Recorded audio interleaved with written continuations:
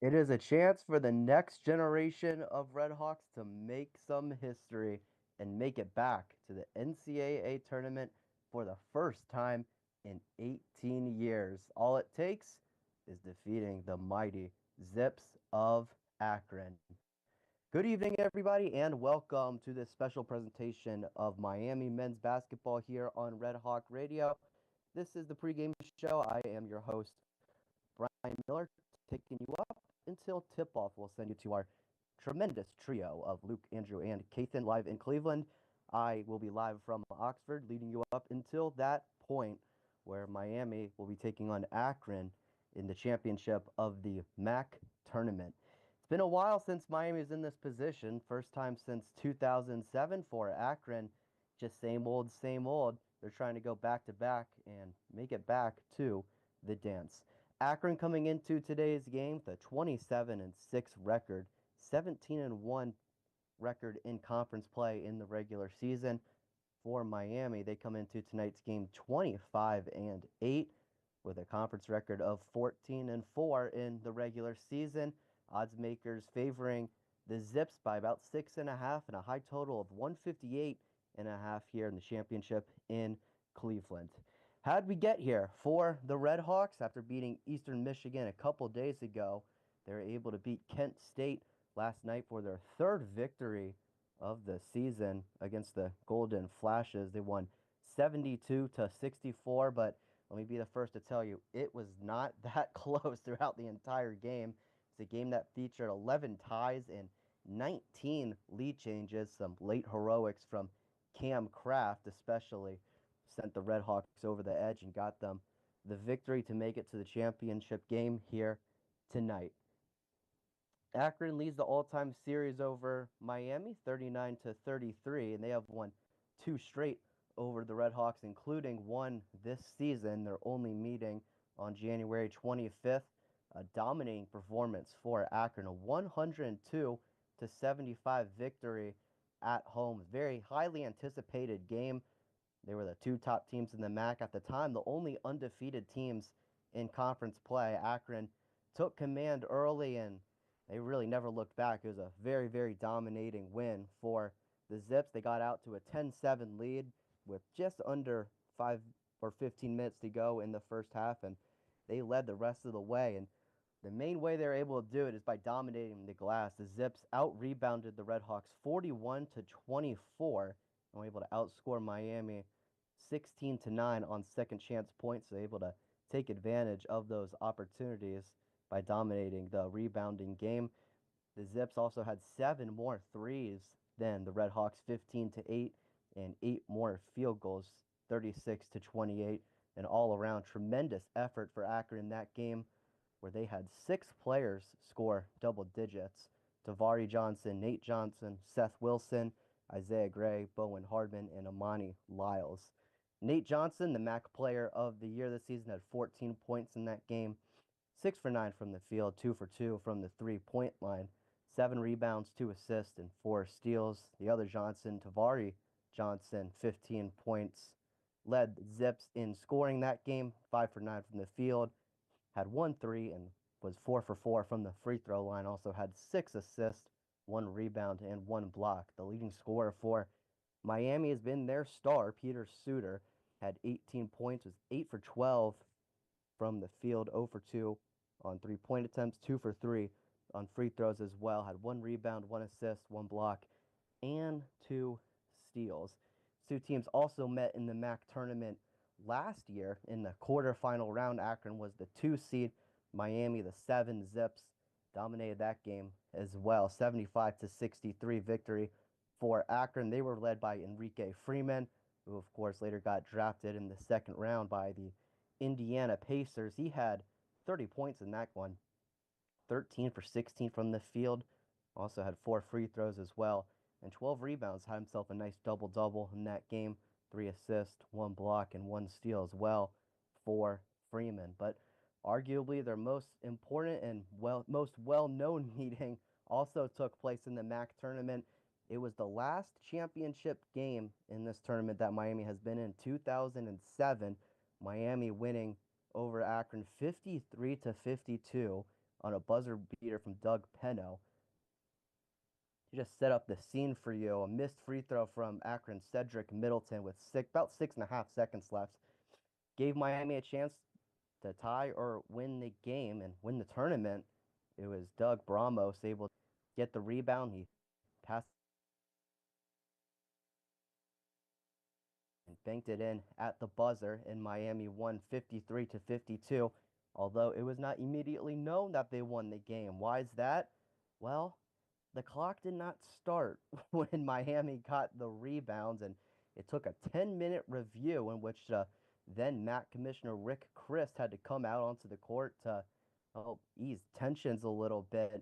Officials put 0.6 seconds back on the clock for Akron to give one last chance. It was a very chaotic scene in that game, but inbound pass went out of bounds, and Miami able to celebrate again in a 1-point victory to make it to the NCAA tournament, and they have not been back since. But they have an opportunity to do it tonight against that same Akron team.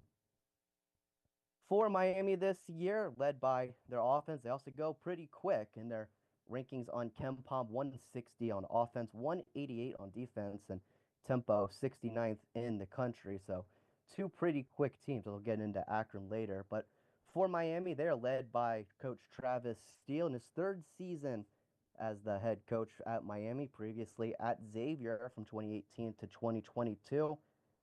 As I mentioned earlier, 24-8 on the season, 14-4 in MAC play. Good enough to get them the 2 seed in this tournament after being projected to finish 6th in the preseason poll. It's been quite the season for the RedHawks, just defying expectations and breaking some barriers along the way. For the RedHawks, it is the most wins in a season since 1998, 1999, and the most MAC wins since the 2005-2006 season, and this marks the most points scored in a season for Miami. And they do it well with the three-point ball especially. They are 5th nationally in three-point percentage, just under 40%, 8th in effective field goal percentage, 15th in threes per game, 21st in field goal percentage, 30th in turnovers forced per game, 31st in scoring offense, 47th in turnover margin as well. Are able to get turnovers on the defensive end and set it up for their offense. Lead the MAC in steals per game. They got 8.4 of those a game. For Miami, so far in this tournament, they start off with an 81-75 win over Eastern Michigan. It was a slow first half. At halftime, came into the half tied 29-29, but second half, RedHawks were really able to heat up. They shot over 53% from the field and 50% from three to take an 81-75 win in the quarterfinal round over Eastern Michigan. Honestly, a pretty similar game last night against Kent State as well. Was not shooting the ball well in the first half, but were really able to heat up, especially with Cam Kraft. He had all 17 of his points in the second half, including 5 threes at a critical one with about 1.5 minutes left. That really blew the game open and clinched it for the RedHawks. For Akron, their KenPom rankings, 99th overall, 77th on offense, 153rd on defense, and tempo, 12th. So they go very quick, and they like to shoot it just like the RedHawks do. Their head coach, John Gross, the brother of Miami coach Travis Steele. I mean, what a storyline that is. I'll get into that a little bit later, but something to definitely look out for, and something that I guarantee will be mentioned on pretty much any broadcast of this game. That will be talked about often. Gross, in his 8th season as the Zips head coach, been there since 2017, won the MAC regular season championship in 2020, but as we all sadly know, no tournament held then, so no chance to get into the NCAA tournament. But Gross and the Zips able to win the MAC tournament in 2022 and 2024. They lost to UCLA and Creighton in the first round in the NCAA tournament in each of those years. Gross, previously a head coach at Ohio from 2008 to 2012, won the MAC tournament 2010-2012, made the round of 32 in the first appearance in 2010, and made the second weekend, made the Sweet 16 in 2012. And at Illinois, was able to make the tournament in his first year, made the round of 32, and then not able to make it back though with the Fighting Illini. Made the NIT in 3 of the next 4 years before being let go to Akron, where he is now. For the Zips this year, they finished in first place. They won the regular season championship by 3 games after being projected to finish second in the preseason poll. As I mentioned earlier, their offense is lethal. They average just under 85 points per game. That's best in the MAC and sixth in the country. They've made the MAC tournament in 3 out of the last 4 years, and they've won the previous 2 of those meetings in 2022 and in last season's tournament as well. Zips best in the MAC in scoring margin, 3-pointers made per game, just under 11, defensive rebounds a game, overall rebounds a game, assist to turnover ratio, assists per game, just over 18 in that, and blocks per game, about 3.76 in that. And they're second in the MAC in field goal percentage, opponent field goal percentage, 3-point percentage, and free throw percentage.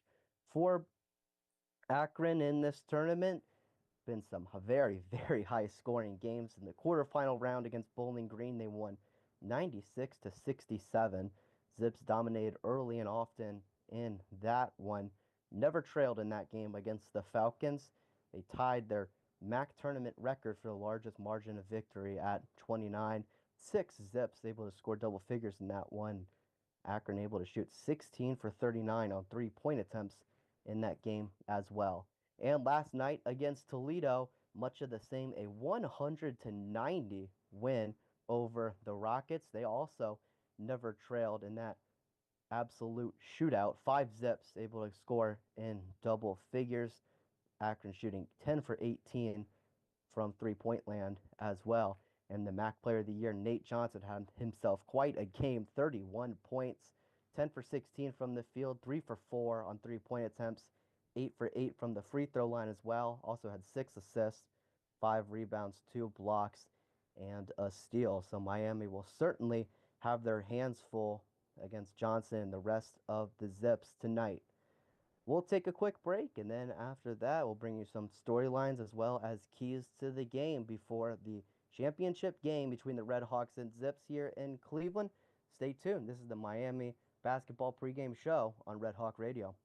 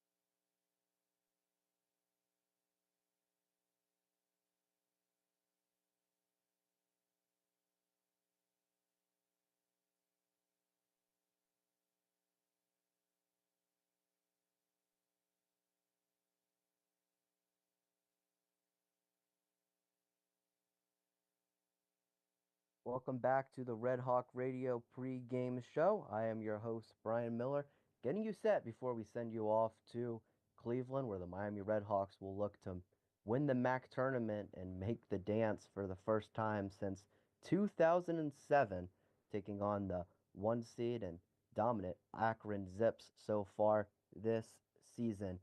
Arguably, the biggest matchup we'll see on the court today are between the two coaches. Obviously, two great guys in Travis Steele and John Gross, but not only that, they are brothers. A little bit of brotherly love here in this MAC championship game. Both of these guys grew up in Danville, Indiana, just west of Indianapolis. Gross is 10 years older than Steele, and actually, John, when he was growing up, helped coach Travis's youth team. So, a little ironic that they're going to be coaching against each other tonight. Obviously, coaching has been in the blood of both of these guys for quite a while, pretty much their whole lives. Steele is 1-3 against his brother John. The win was last season here in Oxford off of a buzzer beater from Darwishi Hunter, a big time win for the Redhawks at home.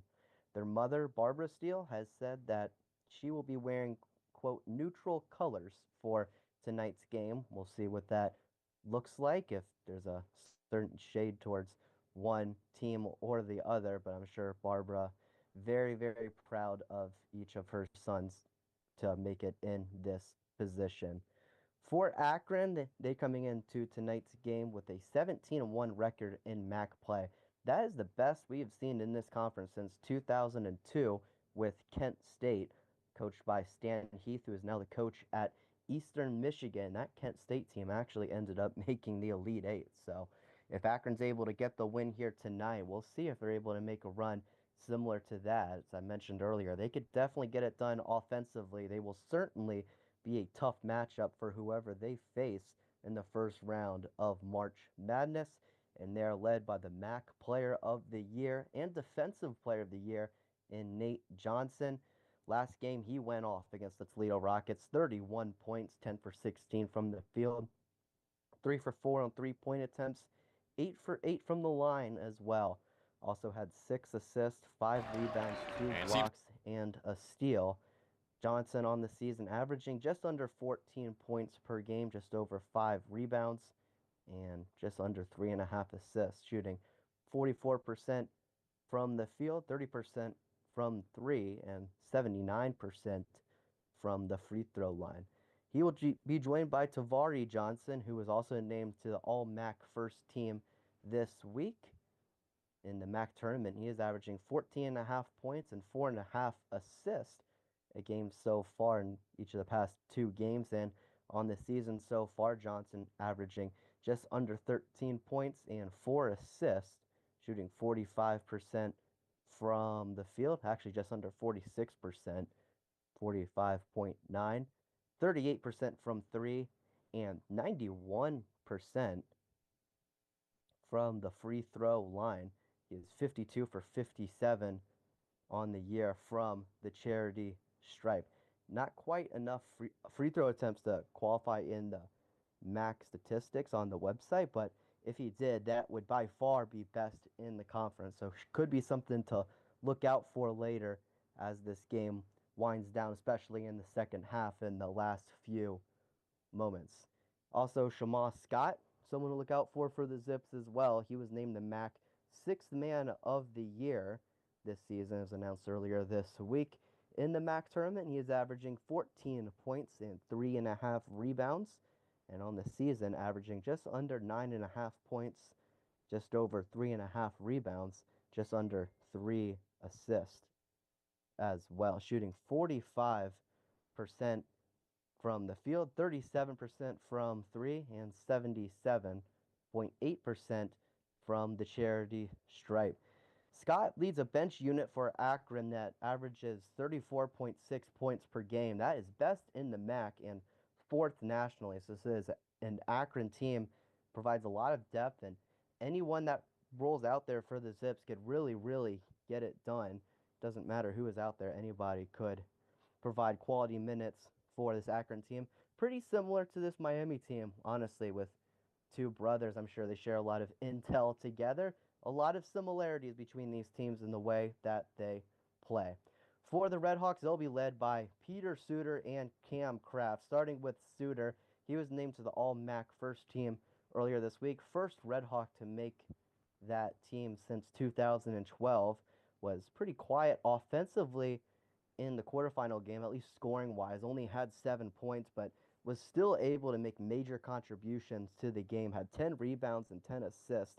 Very, very nearly got just the second triple double in Miami program history. Of course, the first blocking to Red Hawk great Ron Harper in 1986. But Suter able to pick up the scoring last night, had 23 points in the win against Kent State.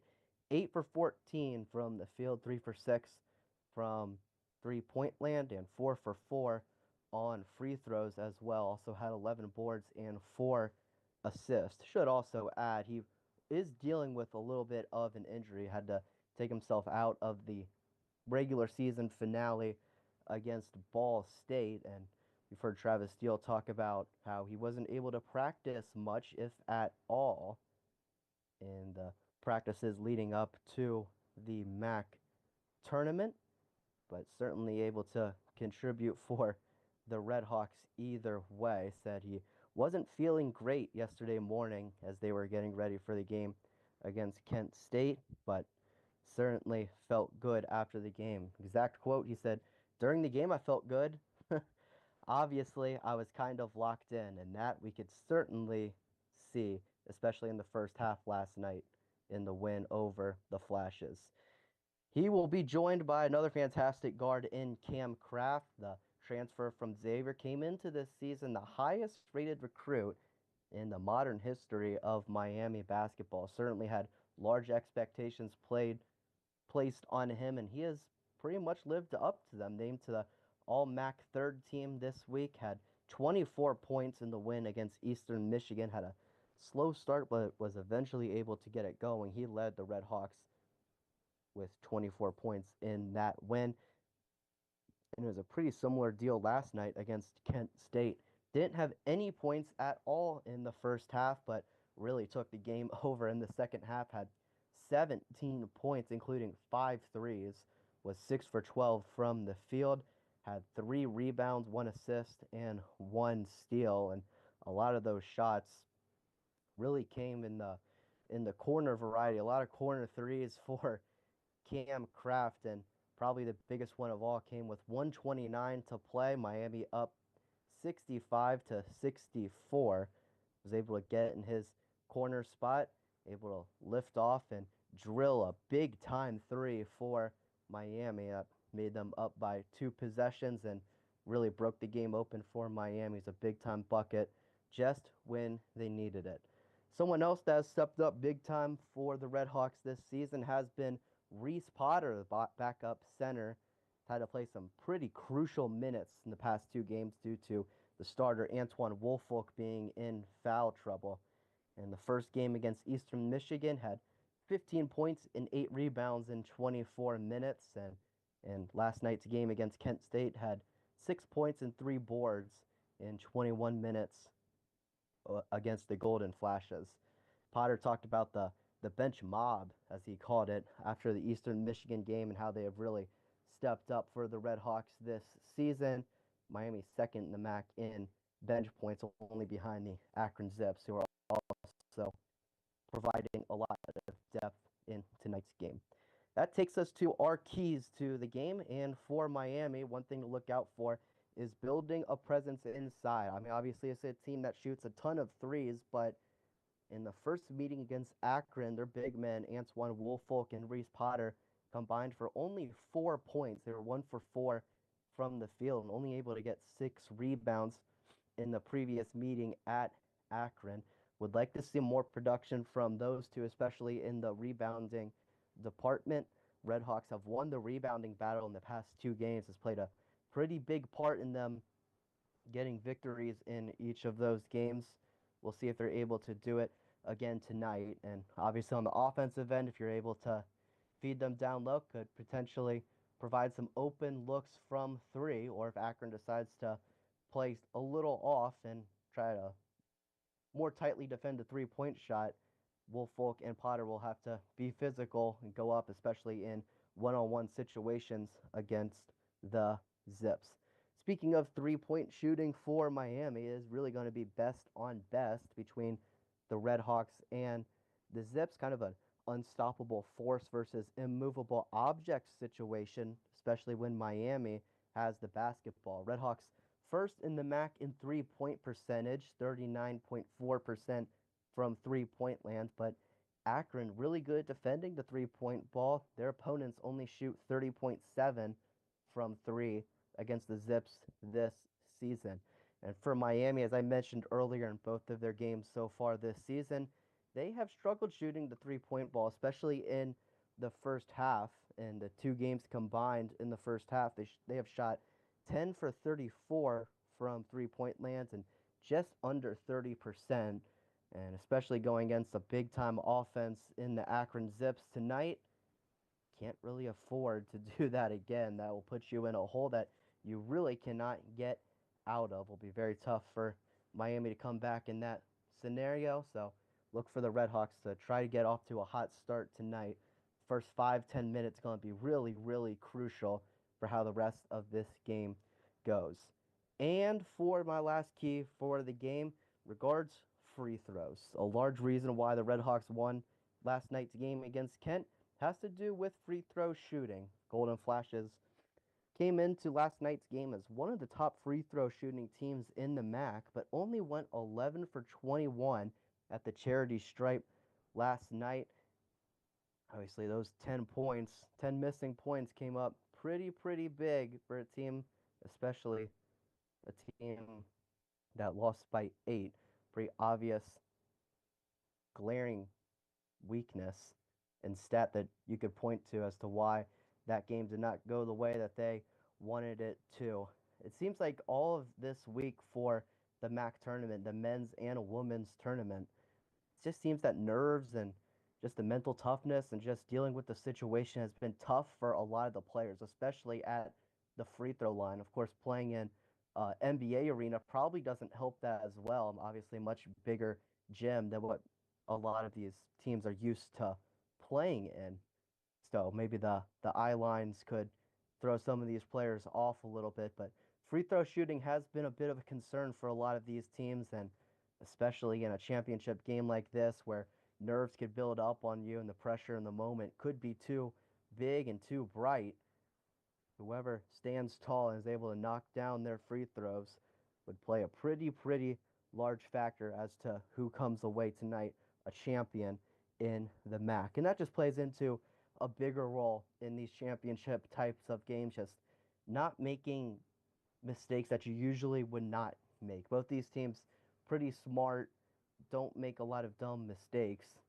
And I'm not going to say that either of these teams would be dumb if they do it tonight, but I mean, just depending on the situation, if there's, guys that are playing big time minutes that usually don't, or just the nerves and the situation get to them, sometimes people can make some mistakes that they usually don't make. I mean, earlier today in the MEAC championship game, I saw Delaware State foul Norfolk State after tying the games. Just being aware of the score, and especially for, I mean, I hate to do this to Kent State fans that are already in a bad spot after last night's game, but after they were up 1 in the championship last year against these Akron Zips, they fouled because they didn't know the score. They thought they were down 1. They were actually up 1.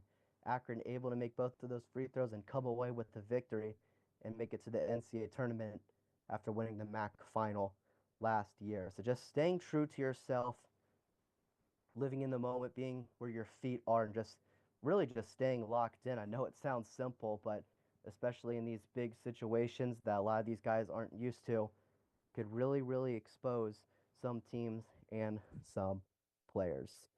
We'll see if that happens tonight. Should be a very competitive affair in the MAC championship game tonight. Miami looking to get revenge on the Akron Zips and make it to the March Madness tournament for the first time since 2007. Should be a good one. take a quick break, and then send you to our guys in Cleveland, Luke West, Poley, Andrew Relvas, and Kethan Babu on the other side of the break. Don't go anywhere. MAC Championship Basketball coming up next.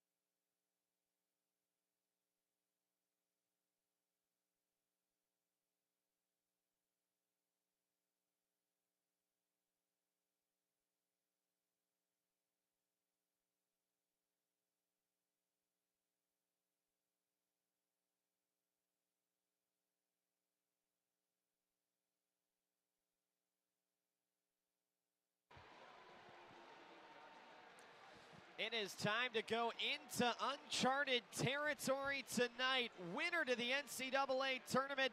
Welcome to Rocket Arena here in Cleveland in the 2025 Mid-American Conference Championship game. We hoped we would get here since mid-season. It is the top two seeds. First seeded Akron, the regular season champs, who are hoping to win an unprecedented back-to-back league titles for the first time in program history, against a Miami team hungry to get back to the big dance for the first time in 18 years here tonight. Alongside Kethan, Babu, Andrew Relvas, Luke West Poley with you. Miami has had to dig deep here in the first 2 days of Cleveland. That's just how she goes. RedHawks with an ugly win against Eastern Michigan on the opening night of the tournament on the men's side, and yesterday in a game that stayed within 2 possessions until the final minutes when Miami ran away late. The RedHawks ended up with an 8-point victory over the Kent State Golden Flashes to punch their ticket to the title game for the first time since 2007. Andrew, on the other side, though, this Akron team has been as dominant during conference championship week as any. They're averaging 98 points a game here in this tournament, and they are coming in with a whole boatload of confidence. They average 84.8 a game, which is tops in the MAC and 6th in the country. This team can really score. Yeah, this Akron team is incredibly deep. I mean, they have all MAC honor selections from top to bottom. This is really a deep team. It's different from the Akron Zip teams we've seen in the past. You know, the Enrique Freeman teams. We've seen a lot of those teams that have kind of 1 or 2 scores. This team is really deep. All 9 of those guys, 9 or 10 of those guys can play, and they can make a big impact against this hungry RedHawks team who's trying to make the NCAA tournament for the first time in 18 years. Yeah, no doubt. And Kethan, for this RedHawk team, they have really harped on their defense. Shots have not been falling for Miami in this tournament. That's no secret. It's going to be tough to outscore this Akron team if you want to get into a shootout. For this RedHawks group, they have defended really well through the first 2 games of this tournament, and that will have to continue tonight. That's right. Like you were saying, first game against Eastern Michigan, it was a close game until the final 10 minutes, similar to Kent State. But notable scorers, Peter Suter, he underperformed against Eastern Michigan. Cam Kraft, he didn't score a point in the first half against Kent State. And now you're entering an Akron game where not only Akron whooped you pretty handily in the first matchup, but you're entering a hostile environment. It is pretty clear here that there are a significant amount of Akron fans compared to, I'd argue, not as many Miami fans. It's about 80-20 for the Zip fans who've made the short journey, and their starting lineup being announced right now to the delight of this group. John Gross has done a tremendous job with this Akron program, and he is quickly turning himself into one of the most decorated head coaches in MAC history. He won 2 league titles as the head coach of the Ohio Bobcats. Went to Illinois. Things did not work out for him there, unfortunately, but in his return to the MAC with Akron, he's won 2 more league titles and eyeing a 3rd, and trying to go back-to-back for the first time in his career here tonight. It is a sibling rivalry. It's been well documented. Travis Steele, John Gross are half-brothers, and these head coaches will meet each other here tonight for a MAC title and a trip to the NCAA tournament. Starting lineups for this Akron Zips team, they enter 27-6. The Zips have won their last 4 games and have only dropped 1 MAC contest this year, an 84-67 loss to Ohio on February 22nd. Akron sends out a lineup that features a couple of all-conference selections, Tabari Johnson and Nate Johnson, who was not only Player of the Year, but DPOY in this league as well. James Okonkwo, the UNC transfer, along for the ride as well, with preseason All-MAC selection Isaiah Gray and Seth Wilson, the transfer from West Virginia, to round out John Gross's starting 5. For Travis Steele, it ain't broke, and he's not fixing anything. Ian Elmer, Cam Kraft, Pete Suter, Makai Cooper, Antoine Woolfolk, we have gotten to know it so well over the course of this season, and Travis Steele is sticking to his guns as we expected he would here tonight. That starting 5 as a group of Miami's 33 games previously have started 31 of them together. The only 2 in which they did not start, a single game injury holding Ian Elmer out of the starting lineup earlier on in the MAC slate, and then the senior night start for Dan Lewers to wrap up the regular season. Miami will wear the red uniforms for the first time as the de facto away team in Cleveland, and not only de facto, they're in enemy territory. That is no secret as the Zip fans rise up to their feet. Home Akron's been wearing the whites as the top seed all week long, and they will continue to do so here tonight. Alfred Smith, Chad Barlow, Steve McJunkins are our officials. It'll be James Okonkwo against Antoine Woolfolk, two high major transfers to jump it up.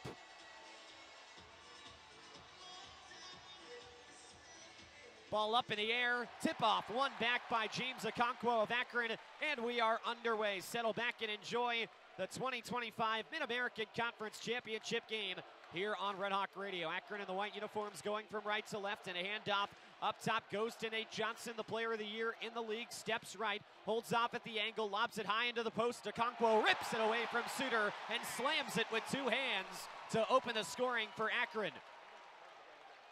Zip's first 27 points in their first round game against Eastern Michigan came from the three-point line. They go inside to begin. Now it's Makai Cooper going to the interior and down the right side. His layup got swatted away. It'll go out of bounds and stay with Miami. 36 seconds into the game. And it will be Red Hawk ball on the near side baseline. Makai Cooper to inbound. The sophomore from Bolingbrook, Illinois, had a statistically quiet night yesterday with a rebound and an assist, but no points. And he'll inbound for Woolfolk. Scoop out for Suter. Extra to the corner. And the three from there rattles down from Makai Cooper. So already on the board after being held scoreless yesterday, Cooper's got Miami ahead. It's 3-2 Redhawks, 55 seconds in. Okonkwo holding from the edge of the logo. Now to the far side, he feeds Tavari Johnson, the first team All-MAC selection. Back up top, it's Nate Johnson, a season-high 31 last night. Pivoting edge of the lane, second hash up, he'll fade away and score from 12 feet out up the left side. Crafty finish there from Nate Johnson. Akron 4, Miami 3, a minute 20 into this one. Pete Suter will bounce it off for Antoine Woolfolk. Double-doubles in each of the first two MAC tourney games for Pete. Kraft off the handoff, takes a long two, and hits it from the left side. Cam Kraft has been super efficient for Miami shooting the basketball in this tournament. He had 17 yesterday, and he puts the Redhawks back in the lead for now. 5-4 Miami with 18:16 to go in half number one. Nate Johnson between the legs on his dribble. He will slither by Antoine Woolfolk and lay it in off the window with his right hand. Nate Johnson already with a couple of baskets.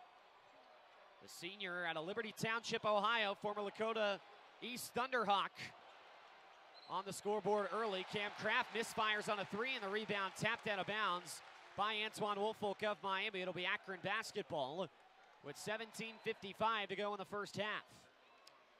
Yeah, the Redhawks got to be careful of Nate Johnson. That's the number one guy that they had to lock down defensively. Already a strong start. He scored 31 yesterday, but in game number one, he really struggled. Let's see if they go back to that. He was 1 for 9 from the field in game one. Step back three off a screen for Tavari Johnson for the left wing, won't go. And a foul on the rebound against Miami as James Okonkwo got upended. Foul against Suter, that's his first. And that will give Akron a second chance on this possession as we will see Reese Potter check into the game for the first time. Potter played some big minutes yesterday after Antoine Woolfolk got into some foul trouble, and the sophomore who leads that bench mob for the Redhawks into the game here just over 2 minutes in. Inbound goes to Okonkwo. Started his career at West Virginia, then at UNC, and into the post. A feed will go to Okonkwo, and he gets fouled. And already Travis Steele has got some steam coming out of his ears on the Miami bench.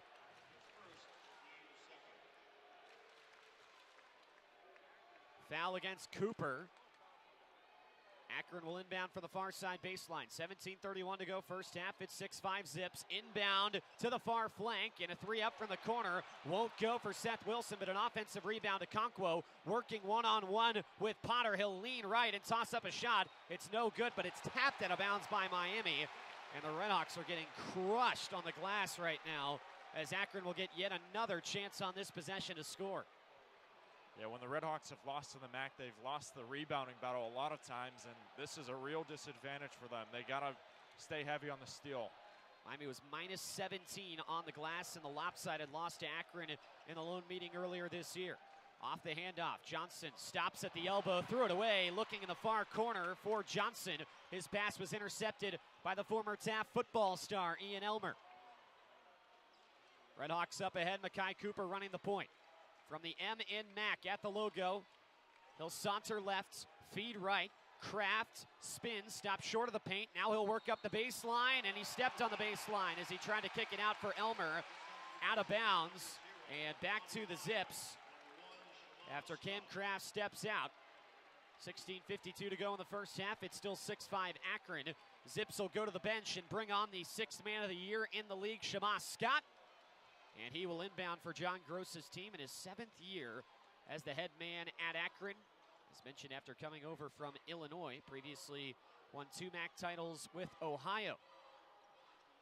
Up top, it's Shema Scott, who had 14 yesterday, tossed up a shot that fell off the backside of the rim. Rebound, though, secured by Isaiah Gray and Akron, but driving into the lane, it was torn away from Tavari Johnson. And the RedHawks again go unpunished for giving up an offensive board. Kraft, shot fake, feeds the far side. Suter, left wing 3, count it. Off the find from Kraft, Peter Suter in rhythm to begin. It's 8-6 RedHawks as we approach the 4-minute mark. The Cornell transfer and preseason all-league selection, Isaiah Gray, shimmies right side of the paint, blows right by Potter, but he can't score with the easy layup.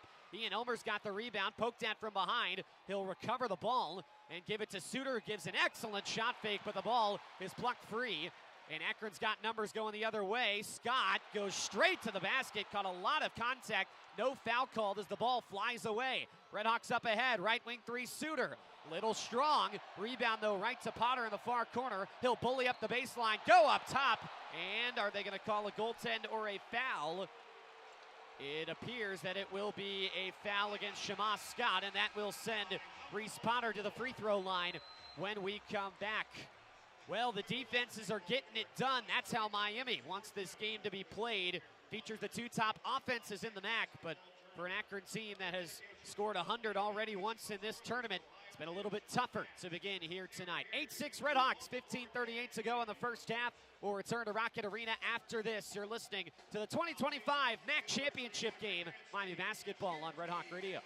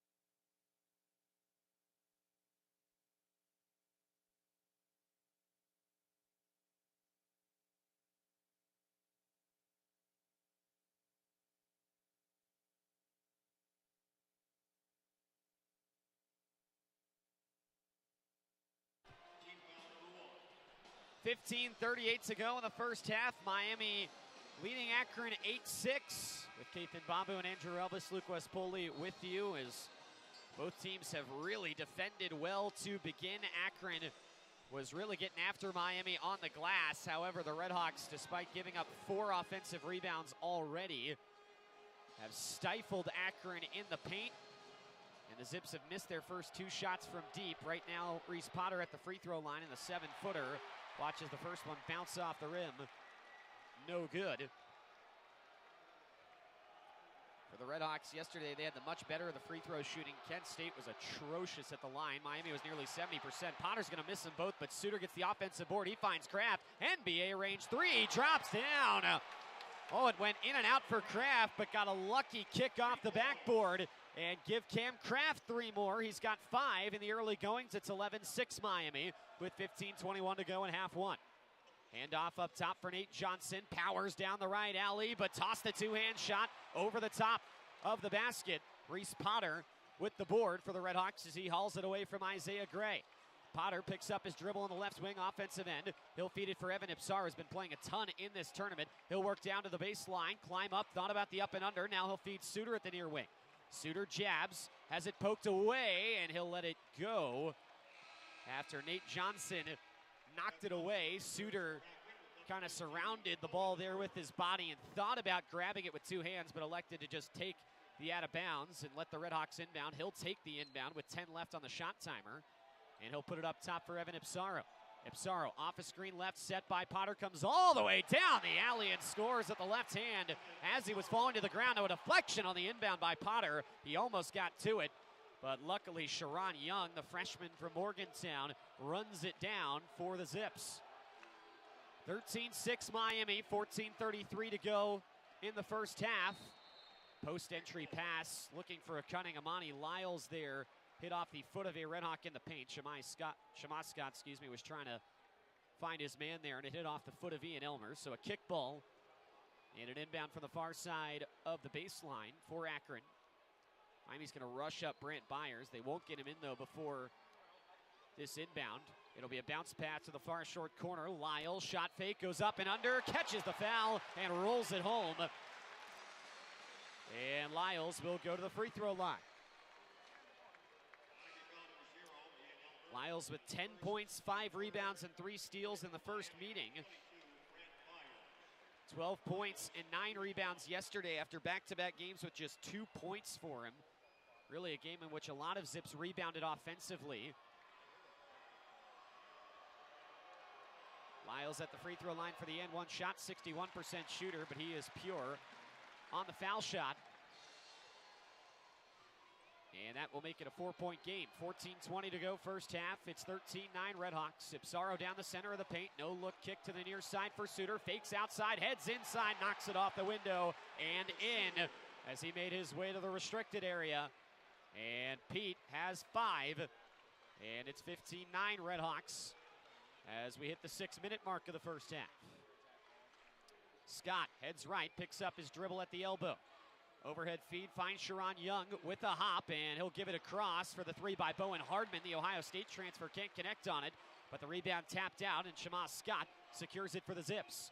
Scott between the legs on the dribble once and now twice. He'll drive and kick to the near edge. Seth Wilson had that ball fly up above his head, so he had to catch and bring it back down. Time running out for the Zips. Wilson up the baseline with 3 on the clock and an offensive foul as a hard collision there on a screen. Suter draws the call for Miami, which happened right in front of the RedHawk bench. The foul will go against Amani Lyles. That's his first, as he's pleading his case that Suter did a little bit of acting. John Gross agrees.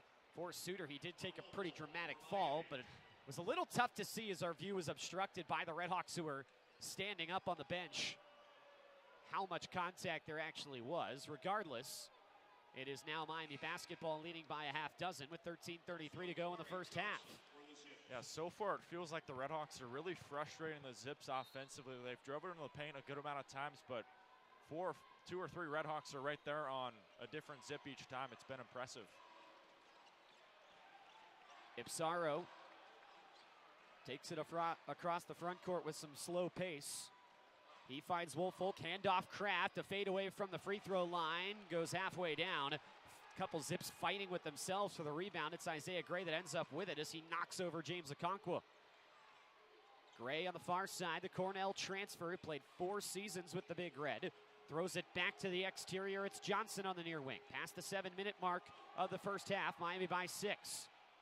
Dribble handoff up top. Tavari Johnson with 9 on the timer. Feeds it directly across for Johnson. Post entry pass for a wide open Okonkwo, who slips through the defense and slams it for his second dunk of the half. Akron's got it back within 4. 12:40 to go in the first. It's 15-11 Miami. Near side Kraft, contested dribble from the corner, rattles off. Woolfolk, though, with the rebound, thought about handing it to Kraft. Instead, he'll give it outside for Suter. Now it's Byers. He'll touch it off for Ipsaro. To the edge of the paint, the pass finds Woolfolk. Shouldering in on Okonkwo, rises up and forces it home.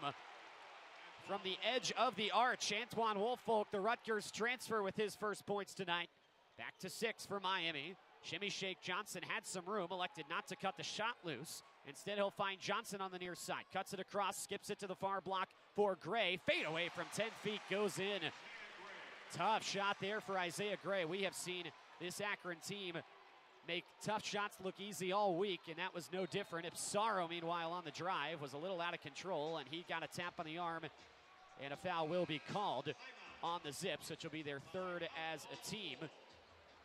And that will bring us to a timeout on the floor. Tavari Johnson picks up his first foul. It'll be Red Hawk ball with an inbound. 21 on the shot clock, 11:52 to go in the first half when we come back. 17-13, the Miami lead here from Rocket Arena in Cleveland. We'll return in a moment. You're listening to the 2025 Mid-American Conference Championship game in Miami basketball on Red Hawk Radio.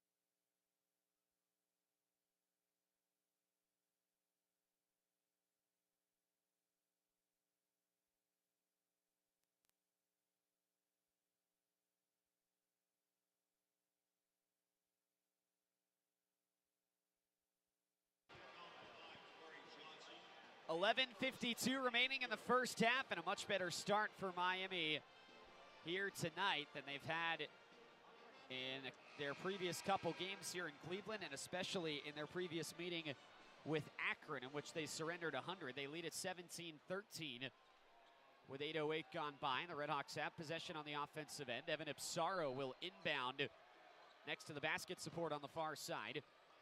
He'll dish it out for Antoine Woolfolk, who'll make his way to the edge of the paint. Ball is pried free. Woolfolk recovers it, falling away, gets it back in for Skaljak near side. Ipsaro drains the three. That all started with Woolfolk, who nearly fell out of bounds, but he got it to Skaljak, and the freshman playing up near his home in Northeast Ohio finds Ipsaro on the far wing, and he's got 5. 2013 RedHawks, 11:25 to go in the first half, and a reach-in foul will be called against Miami's Ian Elmer, and that's his second.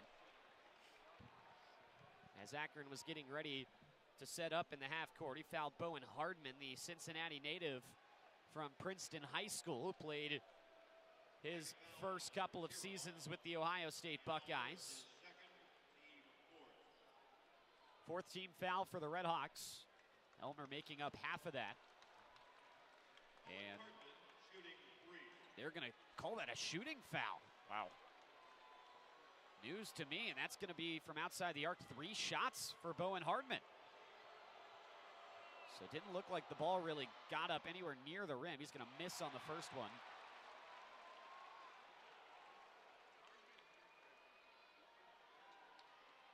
Yeah, that's called a shooting foul in the far corner. And so Hardman will make the second one. Just 13 free throw attempts on the season for the junior guard from Cincy, who's played 30 games off the bench and has had 3 starts for Akron this year. Came after he was buried deep down the bench for the Buckeyes the last couple of seasons for Chris Holtman's team. And he will drain the last 2 free throws. So that makes it a 5-point ball game once again with 11:25 to go in the first half. 20-15, Miami leading Akron. Some sibling rivalry for the MAC championship. Both teams looking to make history. Miami looking to go back to the NCAA tournament for the first time in a while. Akron looking to win 2 straight. Near side, Byers, catch and shoot 3. He's got it. Brant Byers with that lightning quick release as he had a defender coming up to close out. That was Johnson, the DPOY, but Byers was just too quick to let it fly, and it's a Red Hawk lead by 8 as we move past 9 minutes into this game. To the far side, Scott left alone for 3, and he'll leave it a little short. Rebound ricochets to the backside where Pete Suter grabs it for the Red Hawks. Suter takes it up straight away and will dump it off for Evan Ipsaro. He'll stop at the short corner right and give back outside. Skaljak threw his head back. Travis Steele's got his arms in the air wondering why there wasn't a foul there. Meanwhile, 10 on the shot clock. And Ipsaro slings it across for an open Suter who buries the triple. Miami is making it rain right now. The RedHawks are 6 for 9 from beyond the arc, and the lead is 11 for the RedHawks. Pull-up jumper on the deep 2 attempt from Tavari Johnson won't fall, and the RedHawks have the rebound. Approaching the halfway mark of the first, Miami by 11. 6-0 run here for the RedHawks, and they are flamethrowers from beyond the arc. Gambling for a steal, Okonkwo got Woolfolk to go down on the floor for it, but Miami keeps possession. Suter, step back, left wing 3. You already know Pete Suter talking the talk as he goes back to the huddle. Timeout, Akron. Wow. This is what we want to see in the tournament. I think that they were saving up their stamina, Luke and Andrew, for this game here, because they did not look this strong against Eastern Michigan nor against Kent State, and now against a team that already whooped them, here they are with 14 points up. Akron seemingly could not miss to start each of their first 2 games of this tournament. The Zips have not yet hit a 3 in this game. They're 0 for 4. Miami, meanwhile, is just making it rain. RedHawks, who came in 3rd in the MAC in 3-point attempts per game, and tops in the MAC and 5th nationally in 3-point percentage, have gone 7 for 10 to start this one. And the RedHawks are in front by 14, 29-15, with 9:48 remaining in the first. Yeah, and that loss against Akron, 27 points at the jar. The RedHawks shot 8 for 25 from 3. They're 7 for 10 tonight. What a change and what a start for Miami. So Akron's got to get something going here. A Let's Go Zips chant is kicked up as fans are trying to give their team some juice. Tavari Johnson on the drive, flings it to the edge. 3-pointer rattles out for Scott. Offensive board for Johnson. He'll wrap it around the paint, fall away jumper. Line drives off the front of the rim, but he will go to the line. Johnson nearly had his backside on the court when he let that shot go and didn't have a chance to go in, but he will go to the free throw line. Man, there is a lid on the bucket right now, though, for the Zips, who haven't scored in 2 minutes. Johnson will try to change that at the free throw line. That Scott look from the corner was as good as you could ask for. Johnson, though, misses the free throw. Yeah, Scott had the wide open 3 and watched probably 3/4 of the ball go through the hoop, but it didn't go for him. Second free throw being readied for Nate Johnson, who's a very good shooter at 79% on the year, and he will knock down the second one.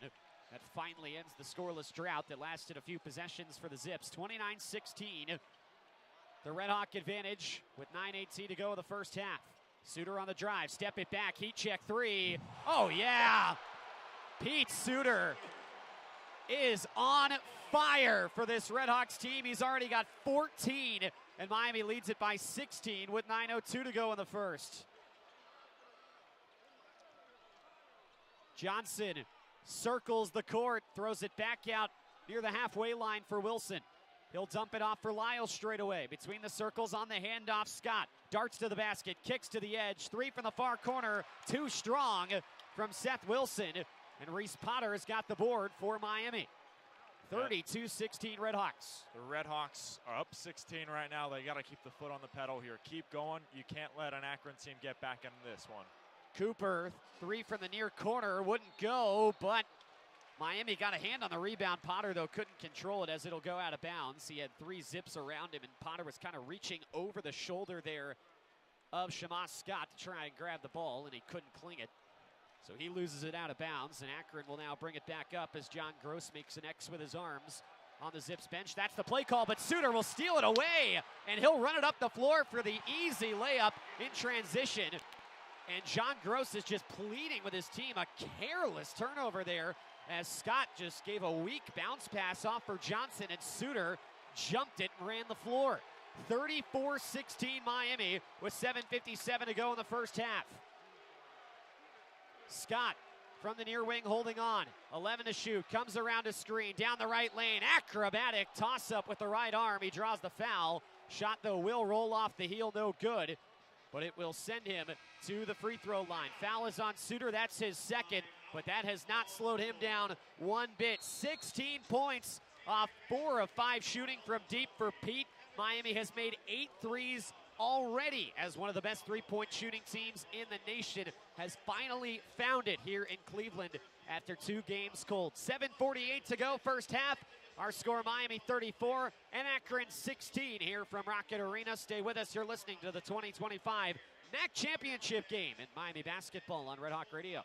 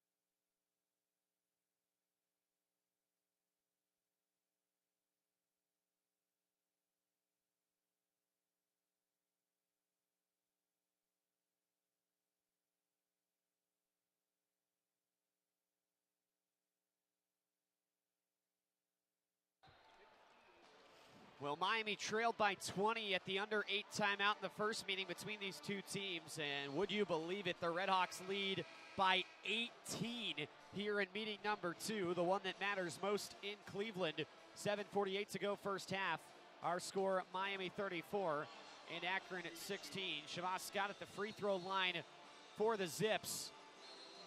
But Kethan, you've been here since this tournament start. You have seen Akron fill it up with the best of them, and they have just not found it tonight. And Pete Suter has been on a completely different level as Shamas Scott hits the first free throw. That's right. Like we were just talking about, he had 7 points that first game, but I don't know. Something happened when he talked to those trainers, and here we are now. Both free throws made by Scott. 16-point lead for Miami. Akron has faced nowhere near a deficit like this in this tournament. They have dominated their first 2 games en route to the title game. Cooper Euros into the lane, got a good look, but It popped out of the well on him. Akron with the rebound, quickly up the floor. Wilson transition three, wedges off the left side of the rim, and Kraft beats Gray to the ball on the rebound. That's a big area of progression for Kraft this year, who was mostly a pure scorer when he came in. He can fill it up. We've seen that this week. But Kraft has really developed his defense and rebounding in year one with the RedHawks after transferring over from Xavier. 10 on the timer here, and a handoff to Kraft left of the key. He'll one-arm it over to Elmer on the near wing. Makes his way between the circles. Bounces it right elbow for Potter. And a tough fadeaway look. It is on line for Reese Potter. He had Isaiah Gray right up in his grill, but the 7-footer with that unblockable shot on the fadeaway. Not much better Gray could have done about that defensively, as Potter with the swish on the tough one. Back to an 18-point lead for Miami, 6:37 to go in the first half. Scott sidestep to the corner, up top, he'll find his man, and Lyles will swish the three. Lyles, the junior from Columbus. Double figures scoring in 2 straight for him, one of 5 zips in double figures yesterday, and he's got 10. Miami getting ready to set up in the half court. We'll get a foul call here away from the ball on Akron, I believe. Zips have done a pretty good job not fouling the RedHawks in this game, as that's just the 4th foul as a team on Akron. The first to Isaiah Gray, and that'll result in an inbound for the near baseline for Evan Ipsaro. Ipsaro surveys the floor. He'll force it into the near short corner for Reese Potter. He'll give up top now for Kraft on the wing. It's poked away from him by Isaiah Gray, and it went off Kraft's leg on its way down and out of bounds, and John Gross was all over it right next to the official and where that play happened in front of the Akron bench. So the Zips have it once again, trailing by 15, 6:05 to go in the first half. Crucial sequence coming up for Akron in the coming minutes. It's Gray from the far corner, takes 2 steps toward the basket, dishes to the outside. Young will give it back to Gray on the exterior. 10 to shoot, he steps left, stops at the free throw line, will roll to the basket and lays it in with the left hand. Isaiah Gray, who's seen his scoring climb every season of college, averaging nearly 10 this year.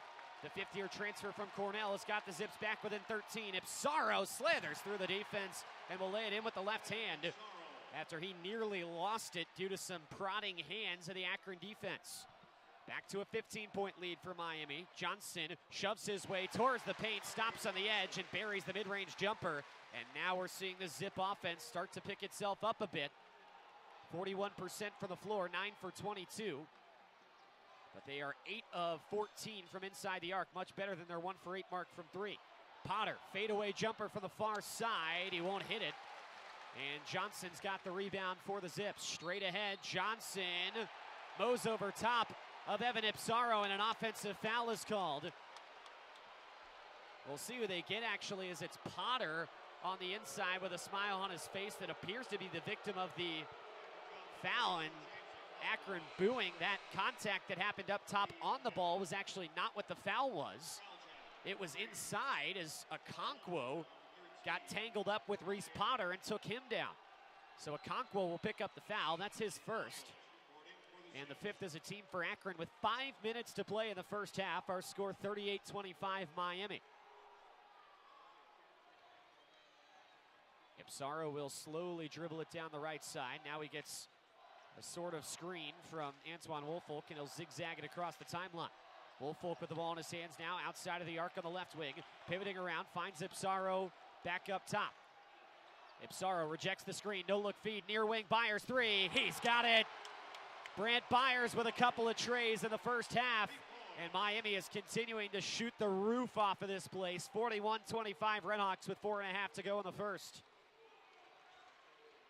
Tavari Johnson up top, steps off a screen, mismatch here up against Woolfolk. He won't take it though, instead leaving off for Young. Deep 3 from the near side, scrapes off the far side of the rim. And it's Ipsaro with the ball up ahead for Miami. Ipsaro motors left, makes his way to the lane, kick out Kraft. Had to stop for a second to make sure he had the ball. Now he'll hand back off on the far wing for Ipsaro. Between the circles, it's the freshman from the greater Cleveland area, Skaljak.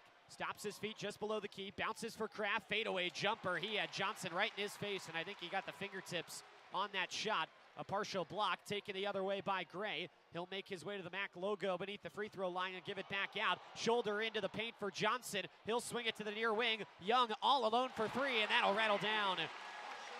Sharon Young, the Gatorade Player of the Year last year in West Virginia, wide open off a really nice feed from Nate Johnson, who's a do-it-all guy for these Zips. It's back to 13. Ipsaro drives, crafty up and under, but it'll stick off the front side of the rim.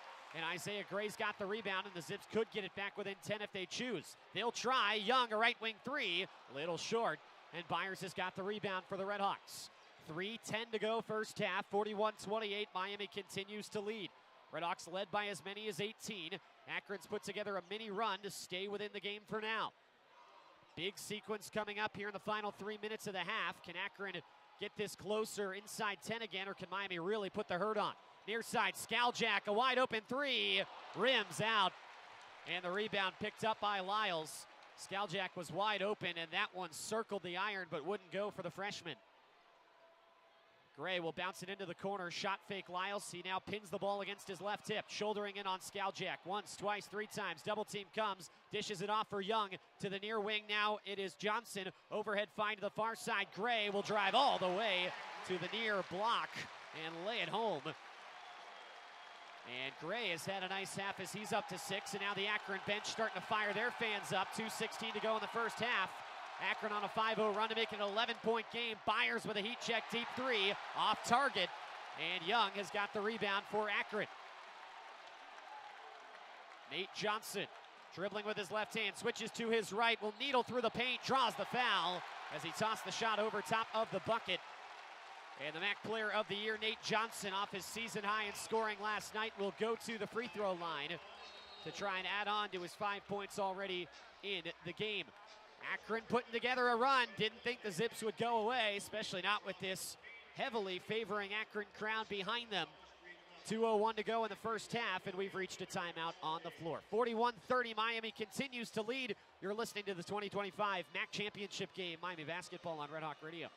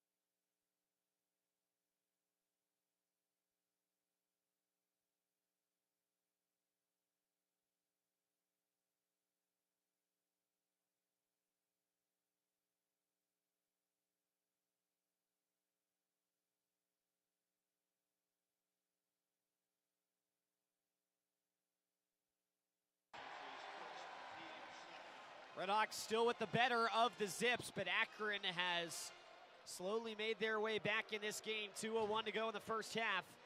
And the lead for Miami is 41-30, and the Zips will have a chance to get it back down to single digits at the free throw line as the MAC first teamer and Player of the Year, Nate Johnson, will get his 2 shots.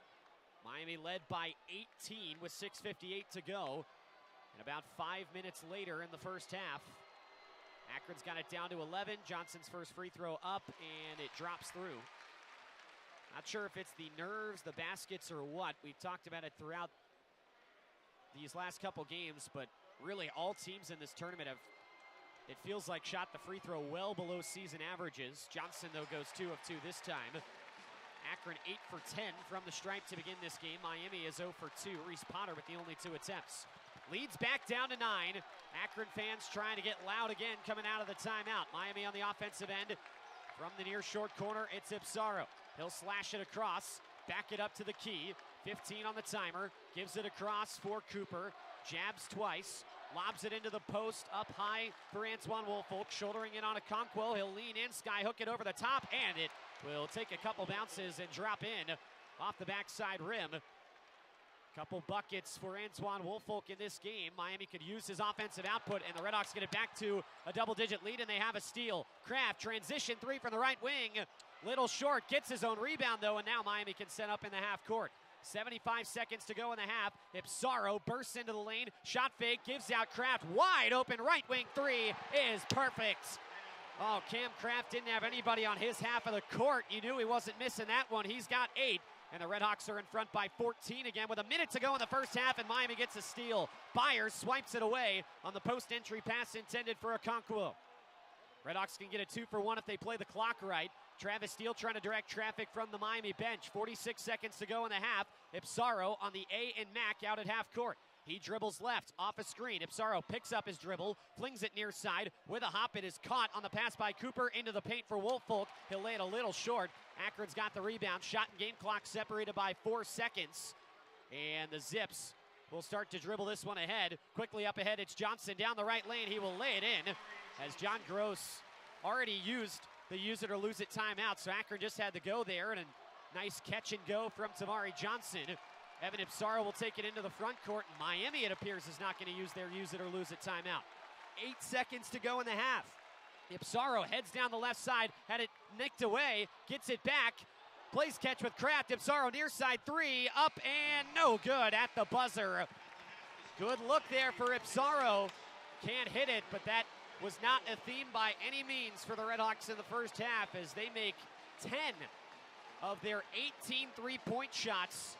And going to give Akron a taste of their own medicine after 20 minutes. The Zips did a very similar thing to each of their first 2 opponents here in Cleveland as they knocked off the Toledo Rockets yesterday and Bowling Green in the opener with hot shooting first halves from the three-point line.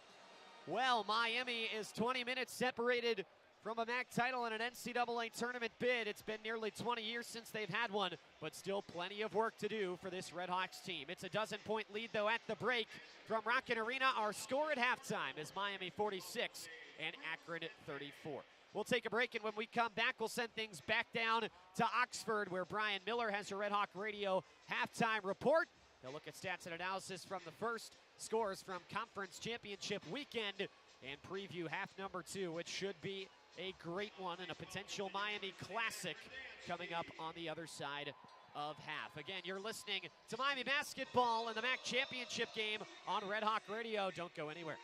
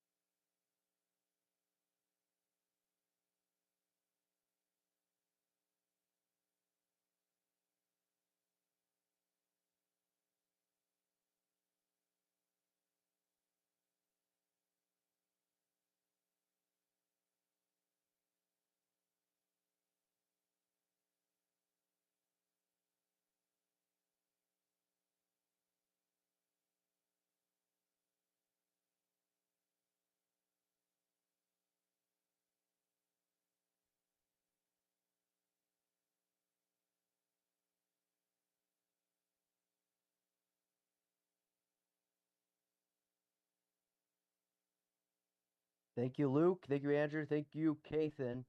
What a start for the Miami RedHawks. They are up 46 to 34 over Akron as we reach halftime in the MAC championship. Welcome to the halftime report. I am your host, Bryan Miller, bringing you coverage live from Oxford, Ohio. About 10 or so minutes away from sending it back to the guys in Cleveland. First, recap of the first half. Redhawks up by 12, 46 points. A really, really good start offensively for Miami. 18 for 33 on field goal attempts, and 10 of those being three-pointers. Redhawks shooting 55% from three-point land. Really, it's been the complete opposite of what we've seen in the first meeting at Akron. The first half of that game, Akron really took advantage and took command early and really never looked back. Akron 10 for 35 on field goal attempts, about 57% from there, and shot 50% from the three-point line. They got 10 three-pointers in the first half at Akron in January. For Miami in that game, they were 10 for 31 and 3 for 13 from three-point land, but today it has been a completely different story in Cleveland. Miami 10 for 18, actually shooting better than the Zips did in the first meeting, a little over 55% on three-point attempts in the first half, and on field goals 18 for 33, just under 55%. They have been led by who else but Pete Suter. Another phenomenal game for the Bellarmine transfer. Has 16 points and has been very, very efficient as well. 6 for 7 from the field, 4 for 5 on three-point attempts as well. Next highest scorer is Cam Kraft, 8 points, 3 for 8 on field goals, and 2 for 5 on three-pointers. For Akron, their leading scorer is the MAC Player of the Year, Nate Johnson. He's got 7 points, 2 for 3 from the field, but he has primarily been getting it done from the free throw line. He is 3 for 4 from the stripe. Akron as a team, they are 8 for 10 as we are revisiting our keys to the game. First one being the free throws. Akron 8 for 10 from the stripe, led by Nate Johnson, 3 for 4, as well as Amani Lyles, 1 for 1. Shama Scott, 2 for 2, and Bowen Hardman, 2 for 3. For Miami, they are 0 for 2. Both of those attempts coming from Reese Potter, but for a team that shoots a ton of threes, they don't necessarily get to the line as much as other teams, but when you are shooting it, as well as the Redhawks are shooting it from three-point land, you probably won't have many free throw attempts. So we'll see if that increases in the second half or not, especially as the nerves start to get going a little bit and some of the guys might tighten up a little bit. Revisiting our next key, building a presence inside. Miami has been hanging in there in the rebounding department. They have won that battle in the previous two games in the MAC tournament. Currently only down by 2. They only have Miami with 14 rebounds, led by Reese Potter with 4. Brant Byers, Peter Suter, Cam Kraft, Antoine Woolfolk, each with 2, and Ian Elmer with 1. For Akron, they got 16 boards, led by Isaiah Gray with 4. The North Carolina transfer James Okonkwo with 3. Also with Lyles with 3 as well. Nate Johnson with 2. And Sharon Young with 1 rebound, as well as Tavari Johnson as well. So Miami hanging in there in the rebounding battle. Much, much better than the first meeting where they were minus 17, as mentioned previously by Luke and the guys in Cleveland. And revisiting our last key, best versus best, Miami three-point shooting versus Akron's great three-point defense. And, well, Miami has completely won that battle so far. They are 10 for 18, shooting just over 55% from three-point land. Is a major, major reason why they're up by 12 as we enter the half. Revisiting scores from around the country on this conference championship Saturday. Earlier today in the SEC tournament, Tennessee, the 4 seed, taking down number 1 Auburn. They will be taking on the Florida Gators, putting up 104 points on the Alabama Crimson Tide. They win that game 104 to 82. What a performance from the Gators. Over in Indianapolis, the Wisconsin Badgers taking down the 1 seed Michigan State Spartans after a no call on an attempted about half-court shot with like 4 seconds left from Michigan State. Tried to jump into a defender, but not able to get the call. And game that followed it lived up to the hype as well. The Michigan Wolverines taking down the Maryland Terrapins. Trey Donaldson, the transfer from Auburn, going coast to coast to win the game for Michigan. They win 81-80. In the American, the Memphis Tigers taking down the Tulane Green Wave. They will take on the UAB Blazers tomorrow after they beat the North Texas Mean Green by 10. In championships around the country, the Bryant Bulldogs taking down the Maine Black Bears in Smithfield. Bulldogs win 77-59. Bryant making their second NCAA tournament appearance. In the MEAC, the Norfolk State Spartans beating South Carolina State 66-55. They will be dancing again in the A10 in the semifinals. VCU and George Mason, the top 2 seeds in the Atlantic 10, will be facing each other tomorrow in Washington, D.C. In the Ivy League, top 2 seeds also advancing to the championship game. Yale beating Princeton by 2, and Cornell beating Dartmouth by 16. And Houston beating Arizona as well in the Big 12 championship. And Colorado State we got our first bid stealer in the conference tournament season. They take down Boise State 69-56. Looks like St. John's is going to win the Big East title in the Garden. They're up by Creighton by 12 with just over 2 minutes left. And Iona beating Mount St. Mary's by 1 at the half in the MAAC, or the MAAC championship game. Still to come tonight, Louisville taking on Duke about right now, as well as Jacksonville State taking on Liberty in the Conference USA Championship. In the SWAC, it will be Alabama State versus Jackson State. In the Big West, how fun is this matchup going to be? UC Irvine taking on UC San Diego. Should be a really good matchup there. And to cap it all off in the WAC from Vegas, it will be the top 2 seeds, the Utah Valley Wolverines, I believe. I actually can't remember their mascot name. It is the Wolverines. They will be taking on Grand Canyon tonight at 11:30. That takes us to our keys to the second half, and a couple big ones for each of these teams, but mainly focusing on Miami. Got to keep your poise. Just got to do it. The last 2 minutes were pretty big for Miami. You saw Akron trying to creep back into this game. They were doing a pretty good job of it, but Miami able to keep them within arm's length and up by 12 at halftime. If it was single digits or less, could really see the momentum shifting. For an offense as good as Akron's, it doesn't take much to get them going. If they get a couple of shots down, game could really turn around, especially with as the guys mentioned up there, very, very pro Zip crowd.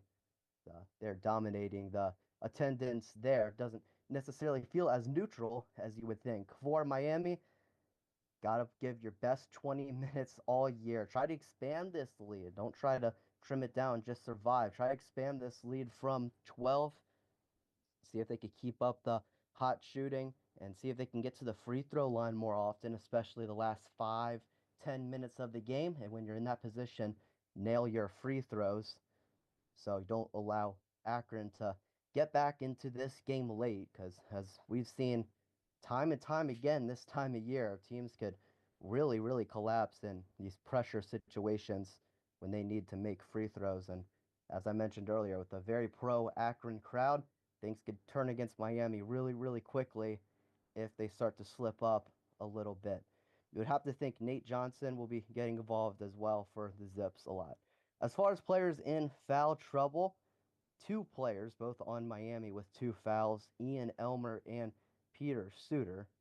So if either one of those guys get their 3rd foul early on in the second half, could be something to watch out for if they continue to play or if they have to rest, especially for Suter. See if Akron could go on a little bit of a run. Should Suter pick up that 3rd foul, be something that both teams will be pretty aware of, I would think, as we enter the second half. That should just about do it for the halftime report live from Oxford. I've been your host, Bryan Miller. I will catch you again after this game See if Miami is able to win the MAC championship and go dancing for the first time in 18 years. 20 minutes separate that from being reality. See if Miami's able to get it done. For now, they're up 46-34. I'll take a quick break and then send you back to the guys in Cleveland. You're listening to Miami Basketball on Red Hawk Radio. Don't go anywhere.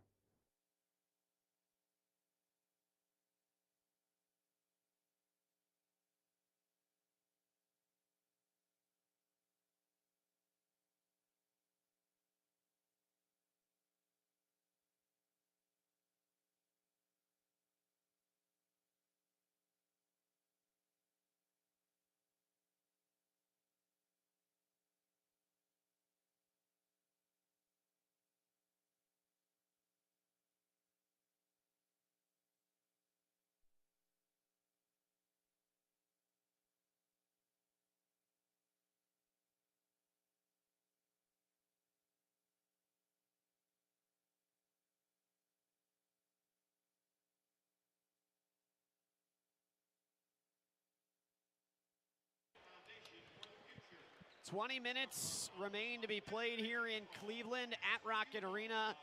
After one half, it is Miami 46 and Akron 34. Luke West, Poley, Kethan, Babu, Andrew Relvas with you. And Andrew, that first half went about as well as you could ask if you're Miami, who really got beat down by this Akron team on the road in the only meeting. It was the RedHawks who really took it to the Zips, but credit to this Akron team. They're well coached. They are veteran heavy. They did what you'd expect. They closed the first half on a run, and although Miami led by as many as 18, Akron has stayed within the game, and there's still a whole lot to play for here in the last 20 minutes. Yeah, there certainly is. Don't be deceived. This 12-point lead for the RedHawks, it could easily shrink with how talented and how deep this Akron team is. But some observations for me, it feels like Miami's just playing a lot freer out here. It feels like they're playing their brand of basketball instead of playing into Akron's type of game, and it's worked to perfection. I mean, Miami's shooting 10 for 18 from three, and they have really controlled possessions, and Peter Suter's been leading the way with 16 points. He's been awesome tonight. Suter unconscious, 6 of 7 from the field, 4 for 5 from beyond the arc. As he led Miami in scoring in the first half. The RedHawks, though, have had contributions all across the board. Miami has 5 different players that made multiple field goals in the first half, including the likes of Woolfolk, Kraft, Suter, Ipsaro, and Byers. And 3 of them, Kraft, Suter, and Byers, making multiple threes in half number 1. Travis Steele said job's not finished after game 1. He said it again last night. I'm sure he said it again after 2.5 games here in Cleveland. All set to go here in the second half. It'll be Miami possession to begin. RedHawks are 20 minutes away from making some history here tonight. 46-34, the Miami lead. Antoine Woolfolk to inbound. He will put it in for Makai Cooper, and we are underway on this second half. Hope you enjoy it as Miami goes from right to left in the red uniforms. RedHawks lead it by 12. Luke West, Poley, Kethan, Babu, and Andrew Relvas with you. Pete Suter looked to slip it across to the far block and Makai Cooper, but that ball was batted away, and credit the steal to Tavari Johnson, who will now run the point up top for Akron. To the far side, it is Isaiah Gray, who will hand off for Johnson, lobs it high into the post looking for Nate Johnson, and that pass was just nowhere near him. He was looking for a Okonkwo, and that pass just not in the area. Out of bounds, it'll go back to Miami. 35 seconds into half number 2, and both teams have turned it over on the opening possession of the frame. Suter steps it back on the left wing, heads up near the logo, and will sling it left side for Elmer. He'll dish it up top to the high post for Woolfolk. Shot fake, shouldering into the paint, spinning on Okonkwo, and slotting it home with the left hand. Antoine Woolfolk has really been offensively active, more so than in the first 2 games of the weekend here tonight, as he's got 6 points, and Miami leads it by 14. RedHawks gamble for a steal there, but Wilson tears it away from both Kraft and Cooper. Meanwhile, now it is Johnson shouldering into the paint, and he will pop it off the window and in. A little bit of a broken play. Miami almost got a run out there in transition. Instead, it is Nate Johnson who inches closer to double figures with 9. RedHawks run a give-and-go play looking between Woolfolk and Suter, but it's knocked away. Suter reached in to try to pull the ball away from Okonkwo, and Akron was furious. There was no foul call. Now there is contact on the inside, and Suter's going to get called for the foul, and that'll be his third. That's not something you want to see. Top of the second half, your top scorer already 2 fouls away from getting out. This is something they're going to want to focus on.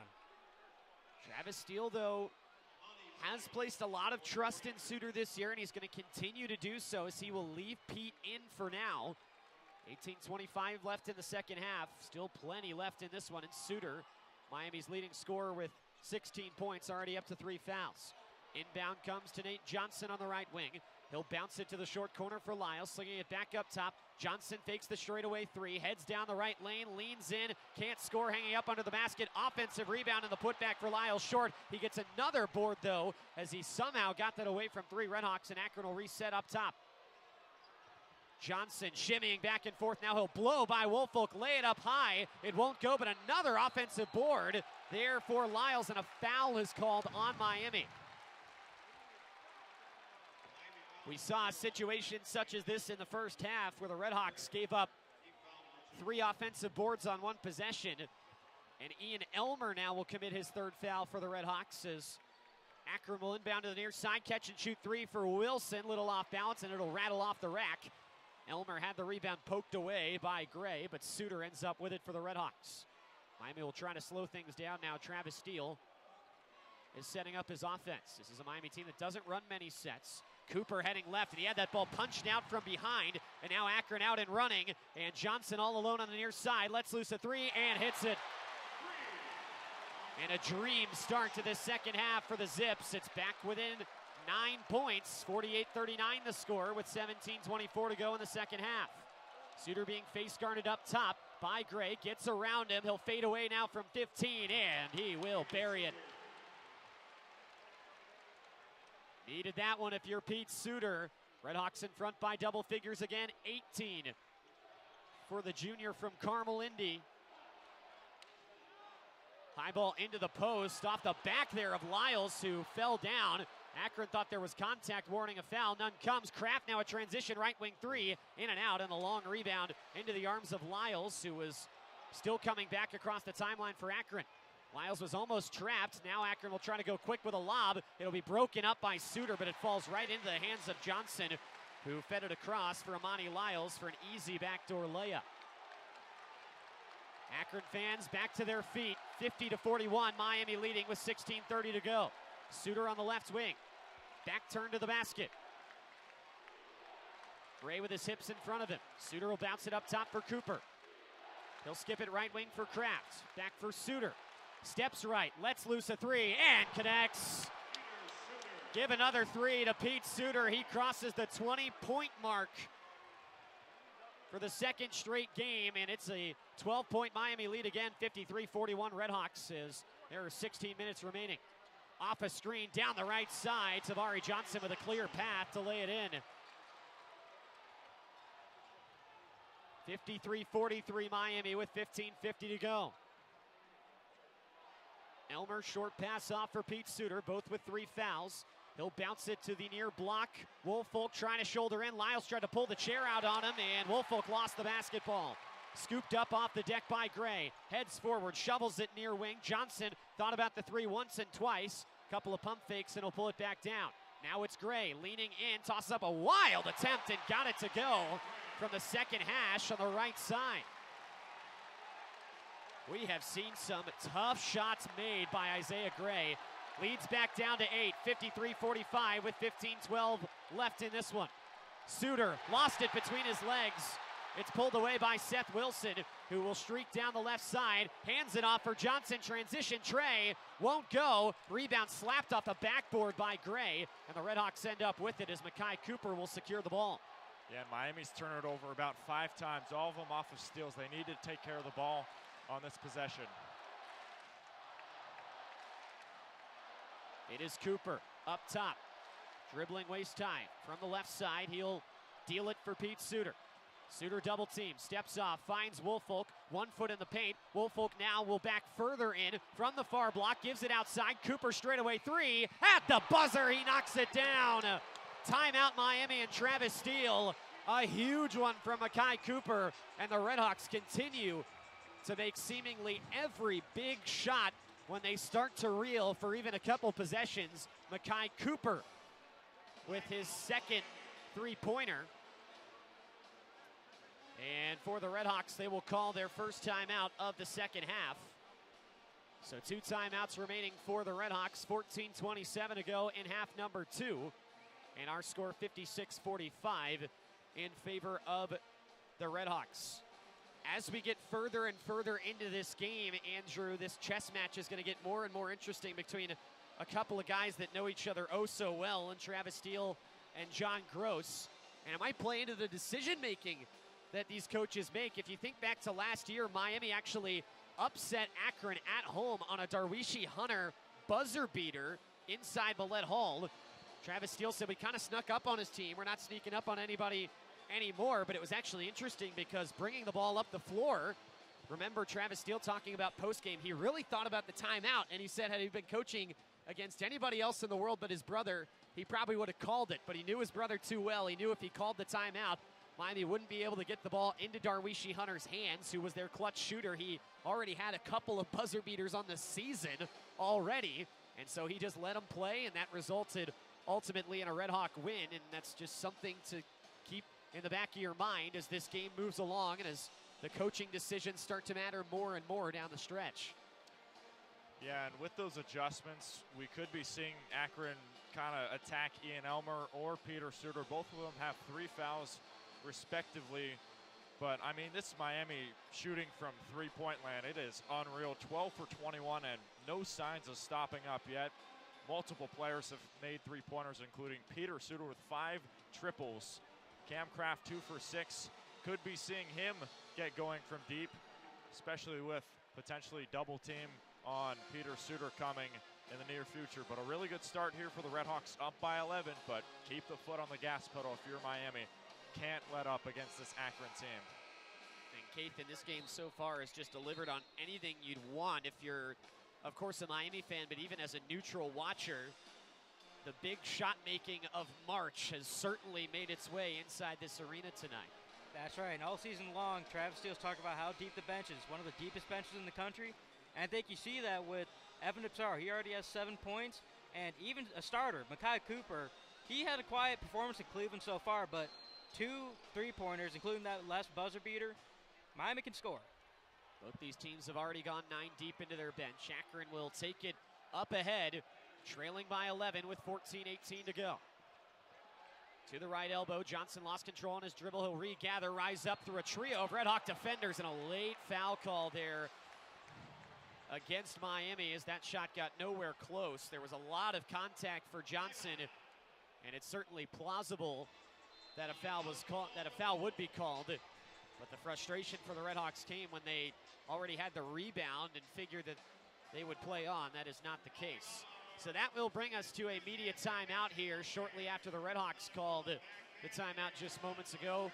And we will step aside here from Rocket Arena. With 14:13 to go in the game, Miami in front by 11. They control their own destiny for the rest of the night. 56-45 RedHawks.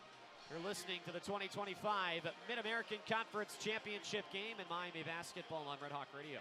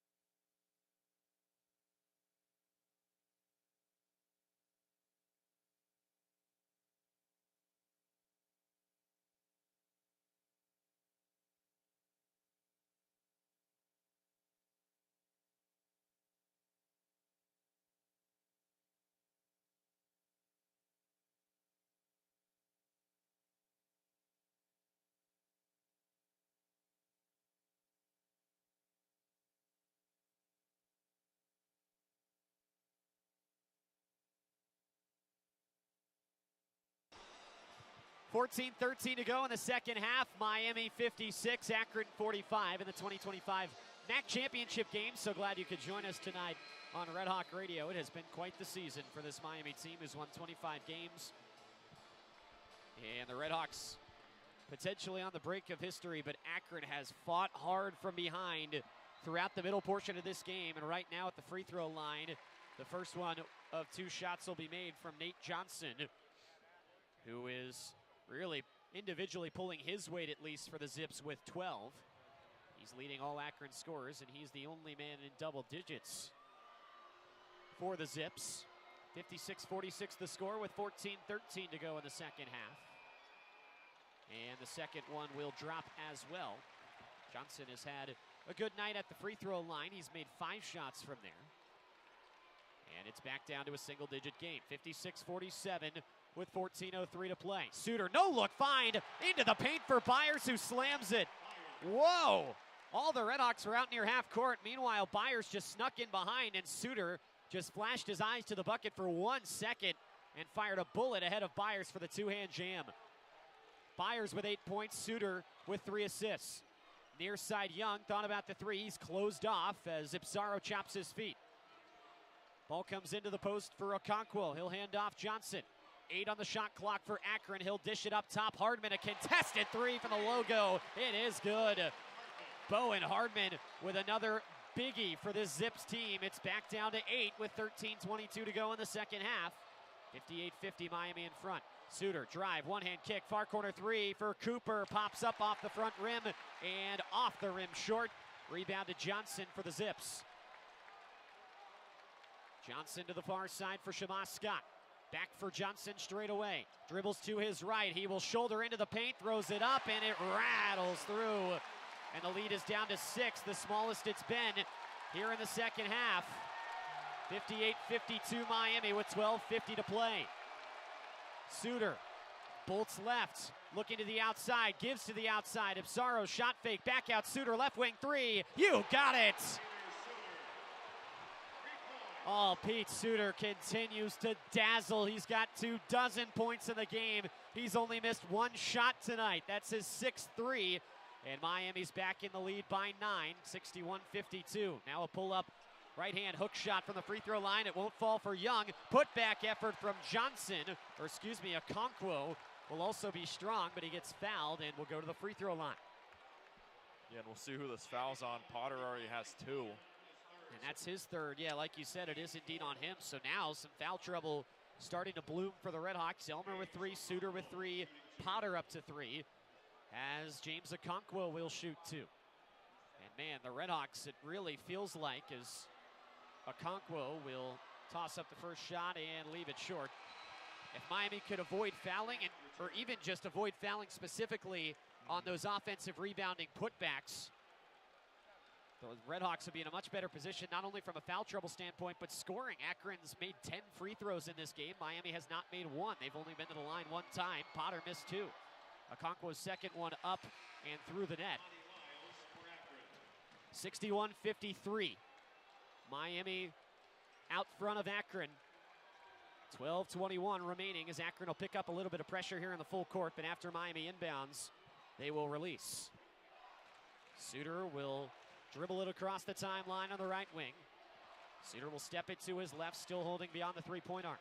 Suter now holding between the circles. Will pick up his dribble, dish it for Kraft in the paint. Back face to the basket. He'll give it back outside for Ipsaro. Now Suter on the near side. Off a screen, 7 to shoot. Poked away, and it's out of bounds. And it will go to Akron. And the Miami bench has exploded. Whoa. That happened right in front of the RedHawk bench. And there is not a soul in red and white that can believe that that just got given to Akron off the deflection. Travis Steele got a technical yesterday. He's got to be very careful. But wow, I am not sure where that came from. That'll send these teams to a timeout. Unfortunate there for the RedHawks, but they'll have to head to the huddle and regroup. 61-53, they lead with 11:57 to go in the second half. Timeout on the floor from Rocket Arena. You're listening to the 2025 MAC Championship game and Miami basketball on Red Hawk Radio.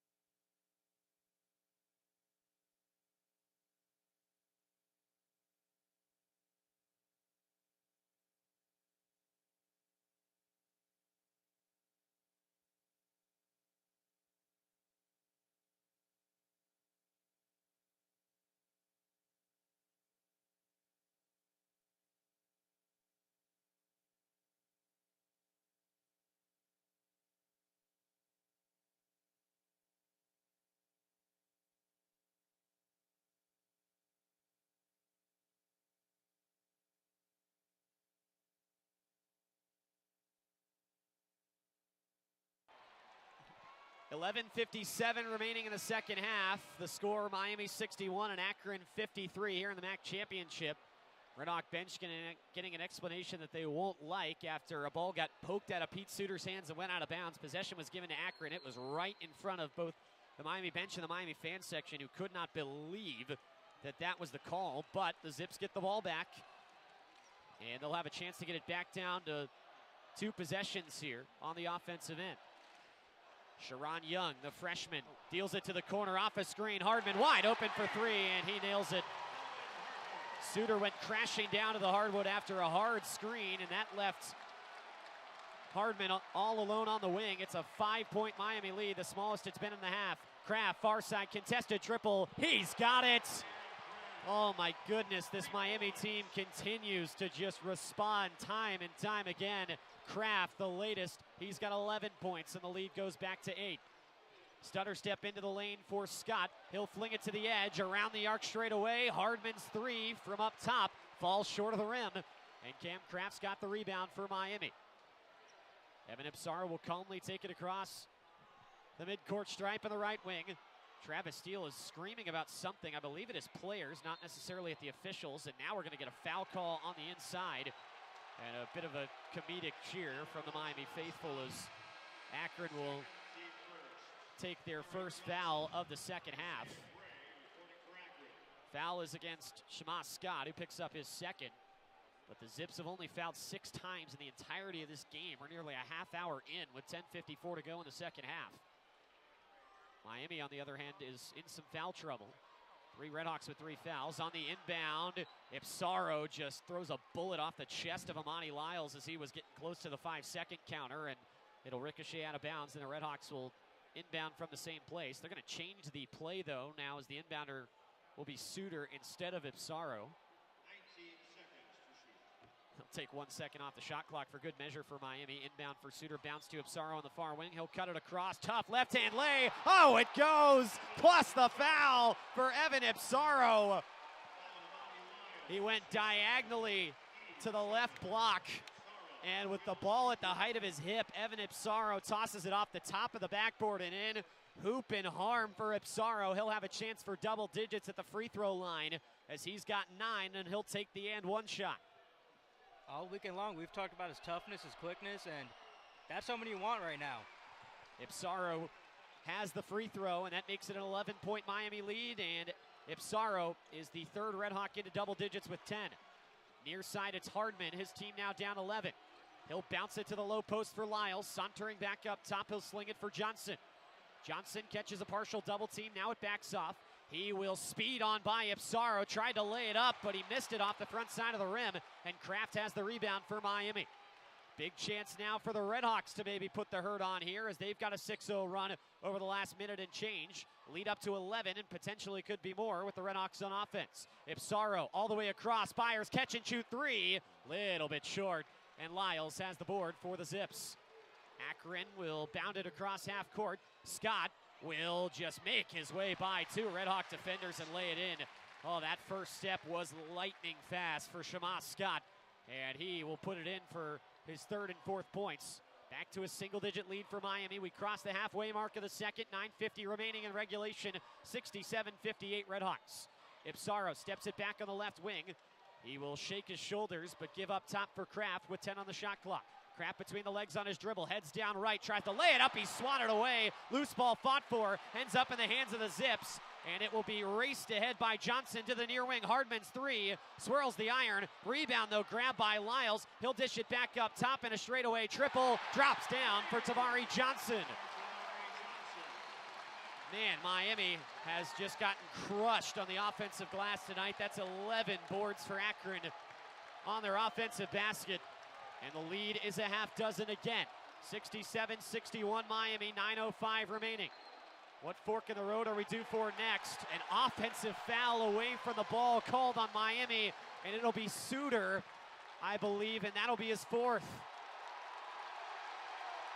This is nightmare fuel for the RedHawks as Suter picks up the foul, and the RedHawks just seemingly don't even appear to know what even happened to draw that call, but regardless, Suter will grab his fourth, and Travis Steele's going to leave his leading scorer in with 9:05 to go in the second half. They're going to actually take this to the monitor now and take another look.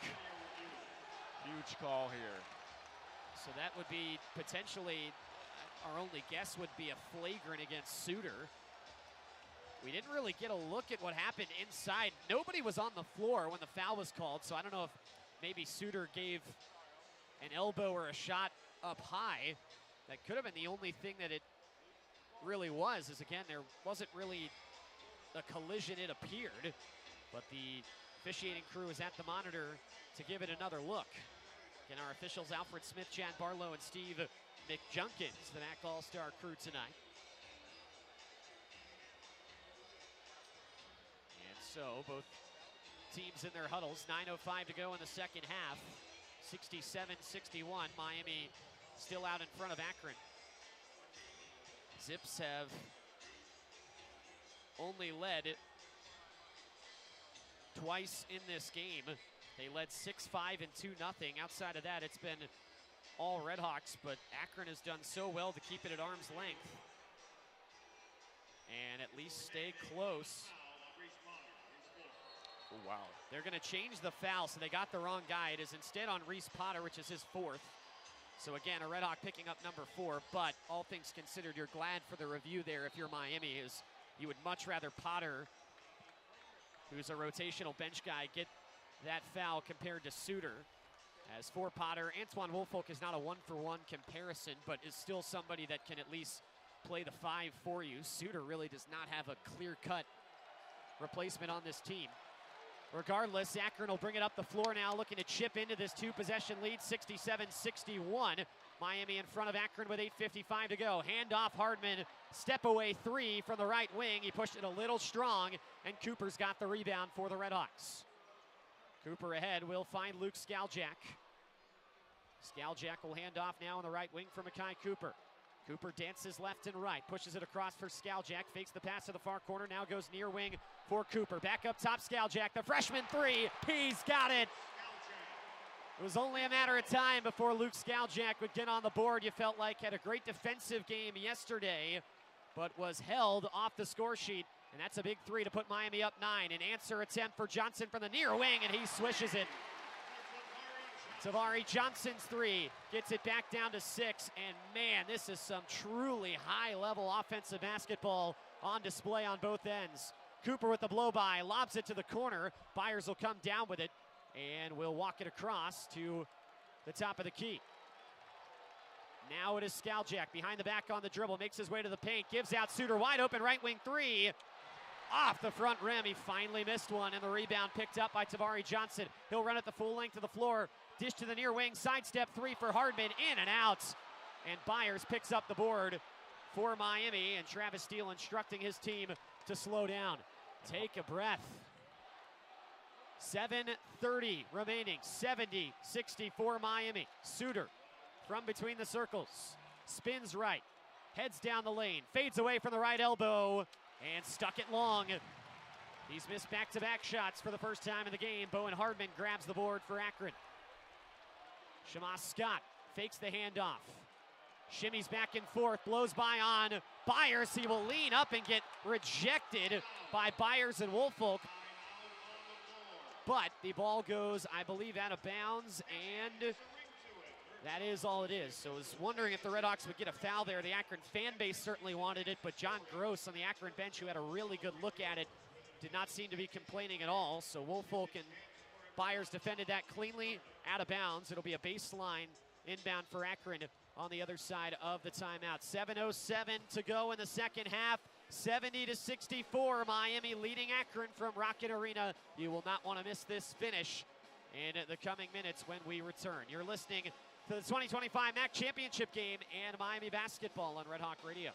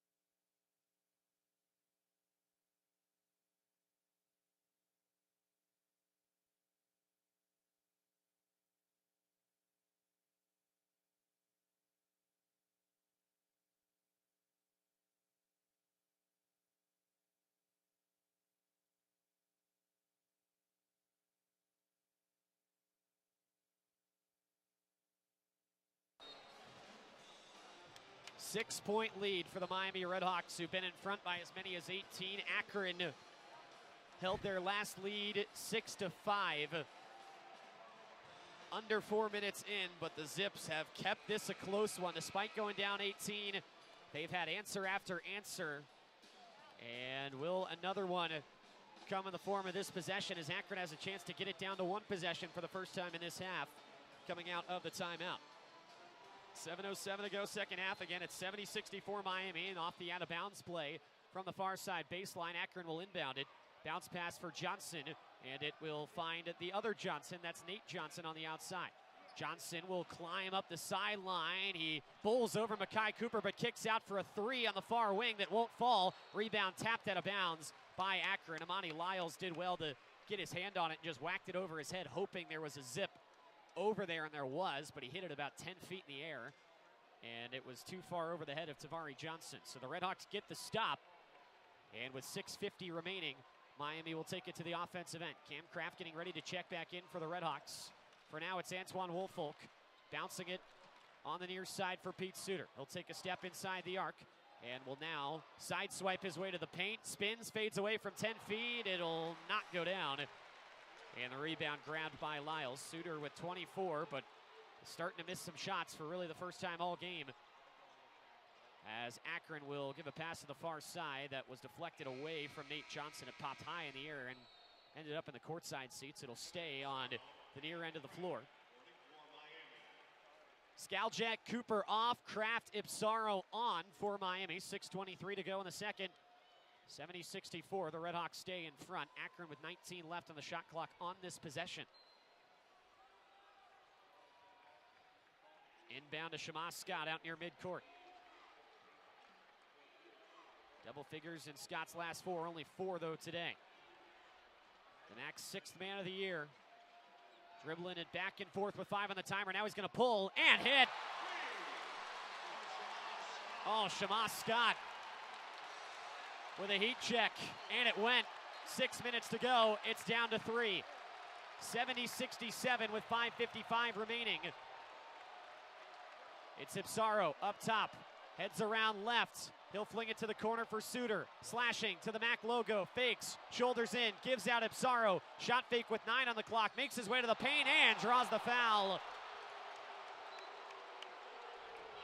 As Ipsaro just cut that laterally across the paint and threw his shoulder into Tavari Johnson, who was not in legal guarding position in the eyes of this officiating crew. Akron disagrees, but that will give Miami 20 more seconds on this possession after just the 3rd foul of the half for the Zips, and Tavari Johnson's 2nd of the game. Seth Wilson will now come out. He'll be replaced by Isaiah Gray for the Zips. Baseline inbound from the near side for the RedHawks. Ipsaro rainbows it high in the air for Woolfolk to come down with it. Shouldering one-on-one into the paint. He'll bully his man to the basket and loft it over the top and in. Antoine Woolfolk has had buckets when Miami's needed it tonight. He's got 8, and it's a 2-possession lead again for the RedHawks. 72-67 with 5:24 to go. Johnson thought about the pull-up for the shot. He gives down to the baseline where Gray had to save it from going out of bounds. It does. Now Johnson wide open for the right wing for 3, and he makes it. John Gross screaming for a timeout. Didn't get one. But the RedHawks will bring it up, and the lead is the smallest it's been at 2. 72-70 Miami with 5 minutes to go. Ipsaro, bullet up top, Kraft straight away. Kraft will shovel it for Suter on the far side. Spins inside the three-point arc, gives up top. Woolfolk thought about the 3, wisely pulls it back down. He'll give it for Elmer, catches contact under the basket, hangs up but can't score. It'll go out of bounds, and it'll be Akron ball as Elmer got the last touch on it. And the Zips will have a chance to tie or take the lead for the first time in the second half.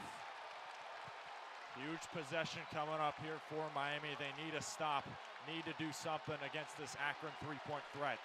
All fans on their feet. Rocket Arena's the loudest it's been all night. 4:35 to go. 72-70 Miami. Lyles, right side of the key. Handoff Johnson. A foul, and it's against Miami. And that'll be on Elmer, and that'll be his 4th. 6th foul as a team for Miami. 4:30 to go. And Akron should have an inbound and will from the far side.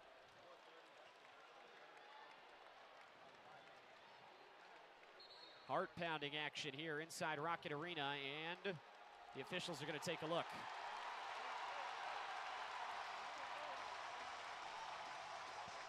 Akron bench imploring their fans to get loud. Miami getting ready to huddle up as well. Major props goes to John Gross and this Zips team, who've been the mark of consistency in this league for so long and have been dominant this year. In probably their second least dominant game of the season, outside of the loss against Ohio, they have had a big-time answer and have made their way back into this game to trail by 2. Officials at the monitor with 4:30 left in the second half. Off of what was an Ian Elmer foul. It was tough to see what went on. What happened was Gray collided with what was called to be Elmer. Honestly can't say in the chaos that I'm for sure it was Elmer. That could be what they're looking at. We saw that happen a little bit earlier with a foul originally given to Pete Suter of Miami, switched to Reese Potter. The officials may be checking to see if they've got the right guy, but could also be checking to see if it's a flagrant foul on Ian Elmer. But all we could kind of see amidst the chaos where the top of the key stands was that Gray went down and a foul was called, and there was kind of a split second where nobody really knew exactly what was going on, and then it was confirmed that it was a foul on Elmer, and that'll be his 4th. And again, Potter with 4 as well for Miami. Suter's got 3. Outside of that, 0 foul trouble to speak of for the RedHawks. For Akron, they have only committed 8 fouls all game. There are 3 Zips with 2, but nobody with more. 4:30 to go in the second half. Miami in front by 2. Again, Akron seeking their 2nd straight MAC title for the first time in program history. Miami looking to go back to the NCAA tournament for the first time since 2007. And for that Elmer foul, I mean, it is tough, but it's not the end of the world. The RedHawks have made their money from deep, shooting 15 for 27. That's unreal. They made 15 three-pointers. They've got a plethora more of shooters available, and we'll see if Coach Steele decides to swing it to other guys, especially Evan Apsaro, who his quickness creates so many opportunities. It opens up a lot of different things for Miami, and we'll see what happens here with 4:30 left to go. But it is crunch time, and it's getting good here in Cleveland. So they sent the teams to their benches for a full media timeout, but it was just announced after what was a relatively brief review. We got our decision over the PA moments ago, just a common foul against Ian Elmer. So that means the call on the court originally stood, and that will allow Akron 20 seconds on the shot clock to try and tie the game or take the lead. Here we go, 4.5 left, 72-70, Miami leads Akron. Zips will move into the bonus with the next foul. Up top, it's Thomas. Steps to his right. 7 on the shot clock. He'll deal it off for Johnson. Johnson steps it back with 3. With 2, he pulls up. Can't connect on the shot. And Kraft runs down the rebound in the near corner. Huge stop there for Miami. And Nate Johnson, the MAC Player of the Year, unfortunately couldn't hit what was a very tough look there at the end of the shot clock. Under 4 minutes to go. Miami trying to re-extend it to 2 possessions again. Kraft, catch and shoot, left wing 3. In and out. Offensive rebound, though, for Antoine Woolfolk. Woolfolk steps through on the left short corner, faking, trying to shoulder his way into the paint. Now he'll dish it back outside for Suter. Outside back in for Woolfolk. Rounds the paint, looking for an option. Now he'll lean in, lift it up with the left hand, and it'll roll off the far side of the rim. Rebound to Johnson and the Zips. 3:30 to go. 2-point ball game led by Miami. Lyles between the circles. Leaves it for Shamas Scott. 7 points for him. Scott took 2 steps to the basket. Now he'll chest pass it up top for Johnson. 10 on the shot clock. Johnson works from left to right around the arc. Now steps inside the 2-point range. Fades away from just behind the right elbow, and he will miss it well short. And the RedHawks have the rebound. Under 3 minutes to go. 72-70, Miami leads. Timeout, RedHawks. Yeah, 2:55 left. I was just going to say that was phenomenal defense from Suter, absolutely locking down Nate Johnson. That's the player you need. You need your top scorer to come up clutch defensively, and he did just that. So timeout, RedHawks. They've got one left, their full timeout. 2:55 remaining in the second half. It is 72-70, and the RedHawks have the ball on the offensive end. As for Akron, they have gotten this down to a one-possession lead, slowly trickling away at this Miami advantage here in the second half. They've outscored the RedHawks by 10 coming out of the locker room. 6 fouls as a team as we get a little bit of a game reset here. 6 RedHawk fouls, 3 fouls for Akron, so plenty to give.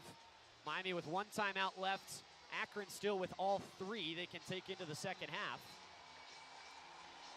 Possession arrow in favor of Akron. It's Miami ball right now with 2:55 remaining.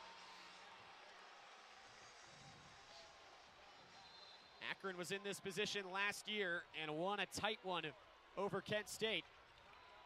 Zips trying to repeat. Miami looking to stand in their way. Off the inbound, it is Ipsaro taking the hand for the RedHawks. Ipsaro down the left side, gives it straight away for Woolfolk. Faked as if to head into the paint. Now he'll hand off for Kraft. Hop step. He will lift up from the second hash. It won't go, but Woolfolk taps the rebound back outside.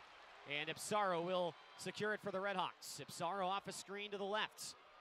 Pushes back up top. Suter back for Ipsaro in the near corner. Now Suter once again out near half court. 8 on the shot clock. Suter behind the back of the dribble. Pulls up for 3. Missed it off the left side of the rim. And Lyles has got the rebound for Akron. 2:16 to go. Miami by 2. Johnson holding it up top. Tavari Johnson makes his way to the far wing. Now back between the circles. He's got Woolfolk on him. Akron running time down. Now it's Gray. Back up top, Tavari Johnson. Holding it. 7 on the clock, 6 on the clock. Johnson races down the right side. Fadeaway in traffic. Falls short. Offensive rebound, though, for Lyles. He'll put it back outside. Tavari Johnson maybe had a chance to take a 3, but elected instead to just hold on to it and let his team set up in the half court. And now it's John Gross's turn to call a timeout with 1:45 to go in the second half. This is a tough position for Miami, but neither team has scored in multiple minutes here, and honestly, Miami's been playing defense, and Akron's been making offensive mistakes. Going inside 2 minutes, I think both teams need to keep it up, but you haven't seen a whole lot of free throw attempts, so I wonder what the last 2 minutes are going to look like here. 72-70. It's an Akron team that famously won the conference last year, as we talked about yesterday, off just a miscalculation by Kent State last year, who thought they were down when they were actually leading by a point and fouled with mere seconds on the clock. Sent the Zips to the free throw line where they would make 2 and win the MAC. Yeah, the free throw shooting has really dropped off the map here in the second half, as Akron shot 10 from the line in the first half. They've only shot 4 in the second. Miami with 2 free throws in the first half and only 1 here in half number 2. Akron will come out with 15 on the shot clock, 1:45 on the game clock. 72-70, Miami in the driver's seat. Bounce pass to Nate Johnson, the MAC player of the year, to the edge of the paint. Nobody in front of him, and he'll put it home, and we're tied for the first time in the half. Miami just kind of let Nate Johnson do what he wanted there, and we are square at 72 as Suter backs it across the timeline. Woolfolk hands it off for Crafts. He will swing it for Ipsaro on the wing. Ipsaro cuts it across, spins into the paint, pivoting around, looking for an option, finds Kraft on the right wing, his 3 up, and off the iron. Akron with the rebound and a chance to take their first lead since 6-5. Shamas Scott up ahead. Minute 10 to go. Zip ball in the front court. 72-72. Scott makes his way towards the basket and draws the foul as he got a forearm into the chest from Miami's Antoine Woolfolk. Just the first on Woolfolk, who's had a tendency to get in foul trouble, which you do appreciate if you're Miami. But with Akron now in the bonus, that being the 7th foul, 1-and-1 free throws coming up for the 6th man of the year in the league, Shamas Scott. 49 for 63 on the year. He's 2 for 2 tonight, and he buries the first. And Akron's got their first lead since we were 3.5 minutes into the game. Scott, second one, aired out and good. 74-72 Akron, 1:05 to go.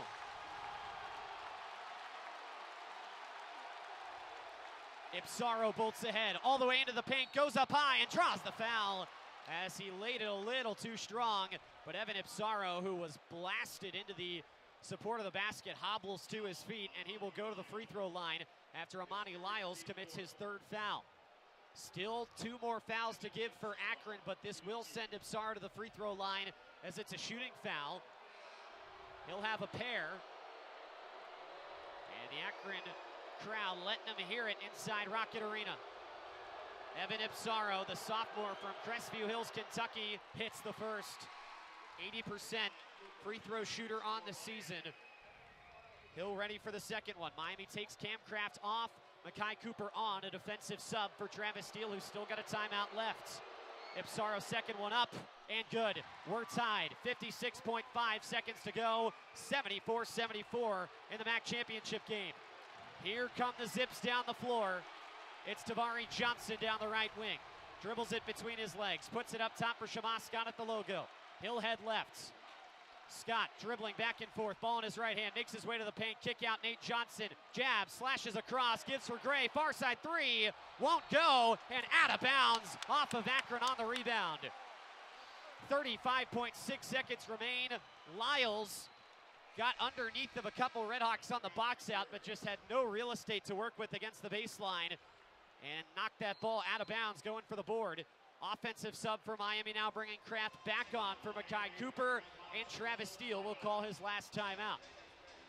35.6 seconds to go. You'd imagine Miami's going to take as much of that as they possibly can. 74-74 our score, as the two teams will head to their huddles. Again, last year, really a win, Andrew, that seemingly turned things around for this Miami team.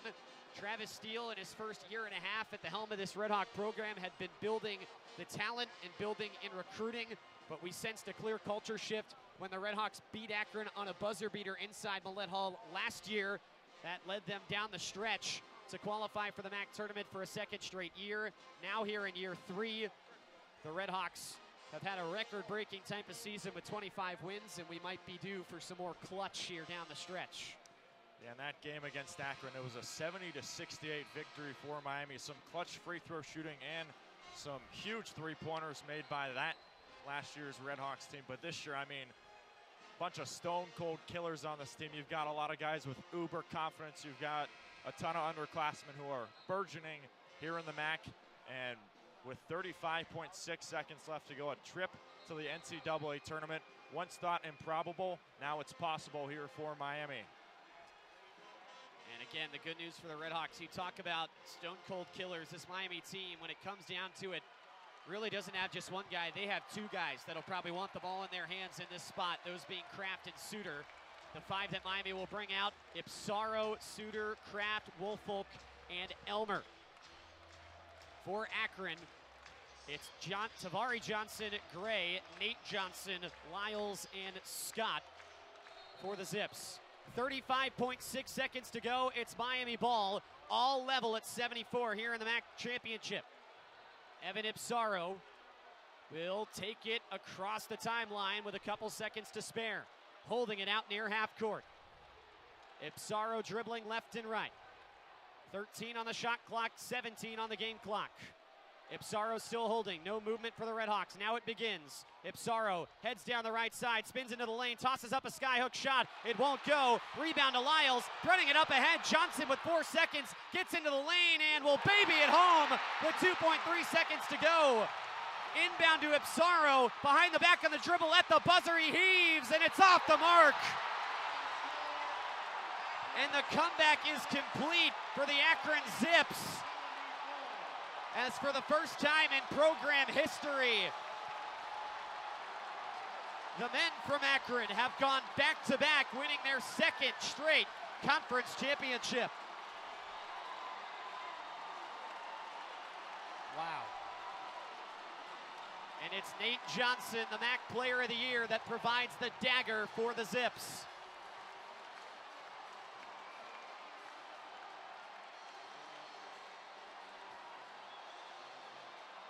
A stunned group of Miami RedHawks in the handshake line that did everything they could to put themselves into position tonight. They led by 18. But the magical story reaches its end tonight as the RedHawks will fall in the MAC championship game. 76-74 the score. Akron had just 2 leads in the second half. They came inside the final minutes after they erased a massive 18-point deficit. And John Gross gets the better of his half-brother Travis Steele in crunch time. And the Zips are going dancing for the second straight season. 76-74 is the final.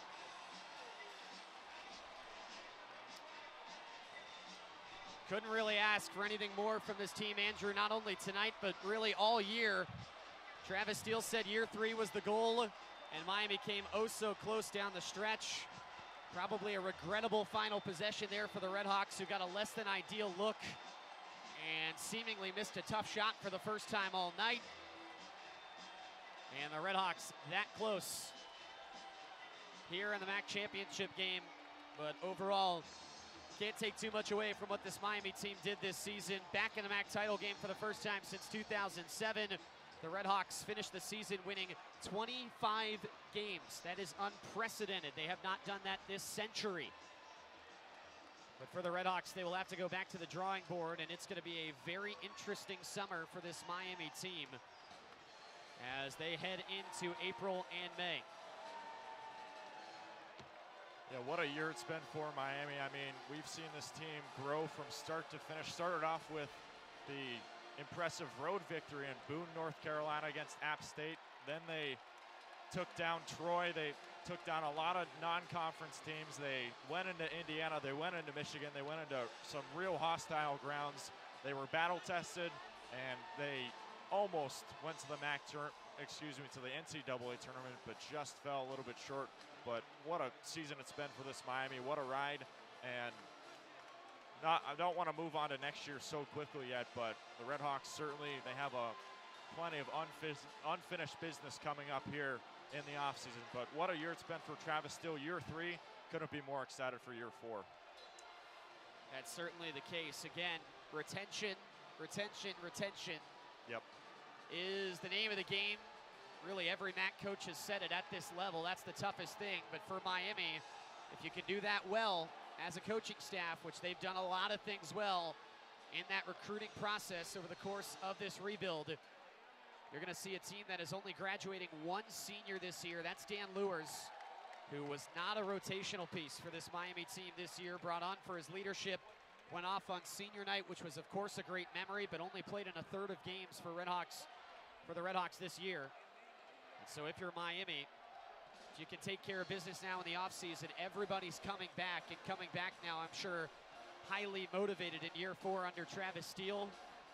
But that will only be the case if you can keep your guys in town, which the reality is, at the MAC level, when you have a great season, sometimes you only make things more difficult on yourself in that department. So that will wrap up our coverage tonight from Rocket Arena. We will have the post game for you as Bryan Miller is with us back home from Oxford to get you wrapped up tonight and get you wrapped up on the season. On the Red Hawk Radio post game, Miami falling on this night to the Akron Zips, who are back to the NCAA tournament for the second time in as many years. We owe some thank yous before we go off the air. First off, to the MAC League office for allowing us to be here and make the trip, and everybody back home with student media at Miami that made this possible, and for their help all year, and the rock stars that make Miami athletics work. Of course, the great athletic communications team that gives us everything we need from a radio standpoint. Lamar Connor Jr. has done a great job, got the SID men's basketball job right out of school, and he's done such a great job with it. Lamar, a great friend of the broadcast, as are Dave Meyer and Tim Carey as well. They do so much for us, and it often goes unsung. And with as good as this team was this year, that means they have a lot more to do from a media standpoint, and they fully embraced it, and it really made the experience of covering this team so great all season long. This is certainly made us very excited to talk to you again next November, but that's the next time you'll hear from us relating to Miami Hoops. So again, thank you to all of you for your support that has been unwavering all season long. Again, final score tonight, Akron 76 and Miami 74 as the Zips come from behind late and take the lead in the final minute. Ultimately with a game-winning shot by the MAC Player of the Year, Nate Johnson, with 2 seconds left on the clock to claim their second straight MAC title.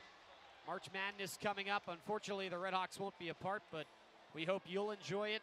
The Akron Zips certainly will, and we'll enjoy watching, I'm sure. And that will make us very excited for hoop season coming up again in November. We'll talk to you from Millett Hall in the fall of 2025. Until then, for Kethan, Babu, Andrew Relvas, Bryan Miller back in the studio, and the rest of our team that's covered Miami basketball at home and on the road all season long, Luke West Poley saying so long from Cleveland, where Miami falls in the 2025 MAC Championship game. Thank you for tuning into this presentation of Miami basketball on Red Hawk Radio. Postgame coming up after the break.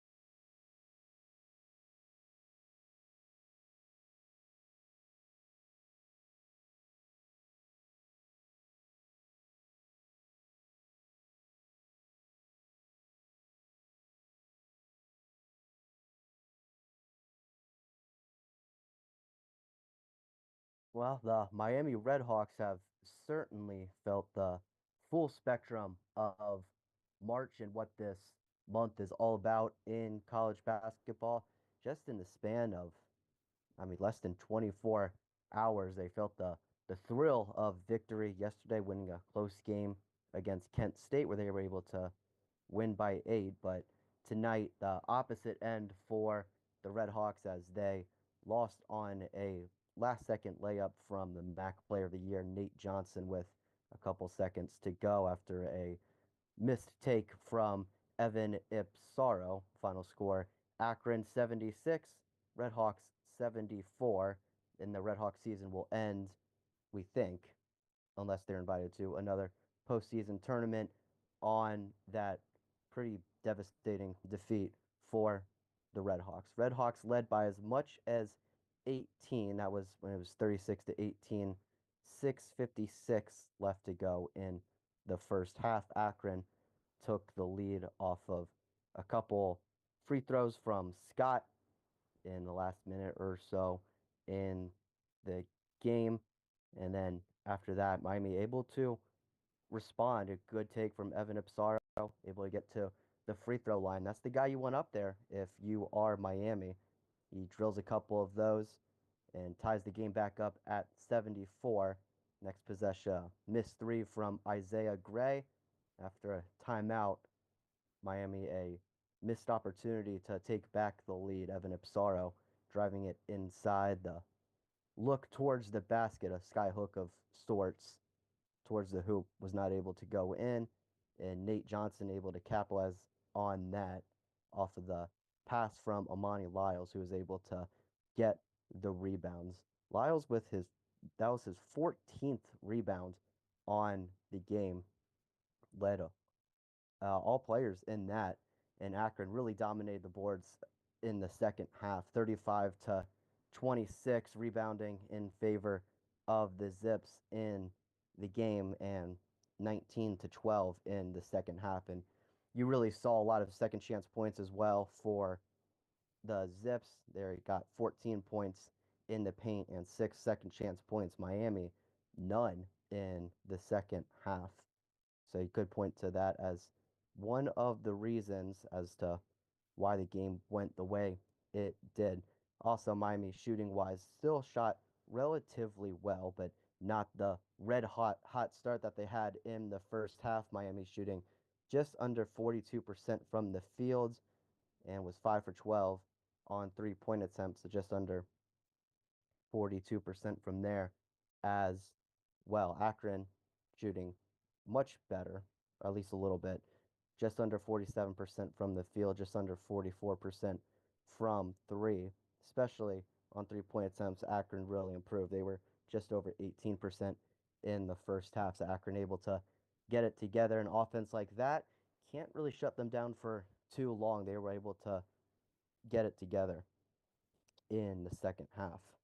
The 76 points scored today by Akron, actually the lowest in a game since they were at Ohio, where they scored 67, that game in late February. They've been on a roll since then, so credit the Miami defense, able to slow them down and get them back into the game. The game plan was certainly there, and you saw it in the first half, but not able to finish the job in the last minutes. The championship mentality for John Gross and the rest of the Zips did a really, really good job. Have to applaud the effort from them. They were able to outscore the RedHawks 42 to 28 in the second half. Just can't. I know it's cliche, but you just can't underestimate the heart of a champion. That is what Akron has been. This is the first time that they have won the MAC championship in back-to-back years. So they will be dancing next week in March Madness.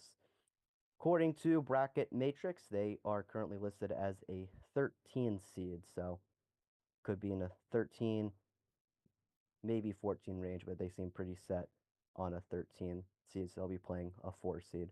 For Miami, season ends for now, unless they are invited to another postseason tournament. Could be making the trip towards the CBI potentially. We'll see how that goes. And I know the guys mentioned it in Cleveland earlier towards the end of the game after the game was over. It's a team that only graduates one senior in Dan Lewers, so you would think, hopefully, that this young roster and this learning experience, everyone's able to go through it and respond even stronger next year, especially, just growing as a unit and with a couple more freshmen coming in. If you're able to grab a player or two out of the transfer portal, you could certainly capitalize on a good opportunity for the Miami RedHawk basketball team next season. But as we all know, in this day and age, the transfer portal goes both ways. So we'll see if some of these guys are able to come back another year or if they decide to take their talents somewhere else. It'll be a very interesting and critical development over the next few weeks what the roster is looking like for the Red Hawks next year. Well, that should just about do it here for the post game show. One last note though, man, it's been a great journey to just to go on this team, a team that was projected to finish sixth in the MAC. I know most fans probably don't want to hear about all the bright things right now, and that's certainly understandable. I get it, but you're able to finish second in the MAC and go toe to toe. I mean, maybe more than that, able to play really, really well against the Akron team that was very dominant in the MAC in the regular season. The fact you're able to not only hang in there, but lead against them for most of the game is certainly a great sign from where the program has been the past few years. You just got to get over that last hump and win this championship game, which is just so tough, especially in a league that in the MAC that will much more than likely only be sending one team to the NCAA tournament each year. So it's going to be a long road ahead. Going to have to hit the reset button, start over come October and November. But Miami certainly has a good group to try to reach the summit and get back to the NCAA tournament for the first time since 2007. Lastly, wanted to thank you all for listening on Red Hawk Radio throughout this entire season. It's really been a joy to do these games and to have people reach out and just get the general interest of the men's basketball team up and going again. Really seen student interest dramatically increase throughout the entire season. I would love to see that continue again into next year. I think that'd be a great thing, not only for the team and the athletic department, but a great thing for the university in general. As we're looking down the line, a potential new arena on campus as well could be some big things in the future for the program. And thank you so much for listening here on Red Hawk Radio and supporting student radio. We really don't ever take it for granted. We really, really appreciate it. It really is a joy to do this, however often we're able to. We've really, really learned a lot from doing this over the past few months and just continuing our journey. I know it's not about ourselves, but it's been really, really fun to do it with the guys, Luke and Andrew. Shout out to Kethan as well, broadcasting during the MAC tournament. It's been really, really fun, as well as Sean Weisman, Addison Lenhart, Gavin Stark, and whoever else I'm forgetting. It's been a joy to go with those guys for this basketball season. It's been a really, really great ride.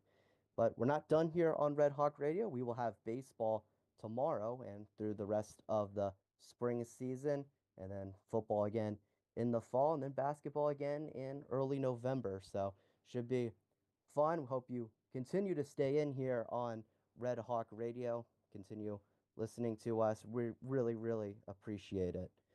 As for now, that will conclude our coverage of Miami men's basketball for the 2024-2025 season. Akron defeating Miami in the MAC championship game 76-74. For your host, Bryan Miller, and everyone else here at Red Hawk Radio, thank you so much for listening. We hope to see you soon. Thank you.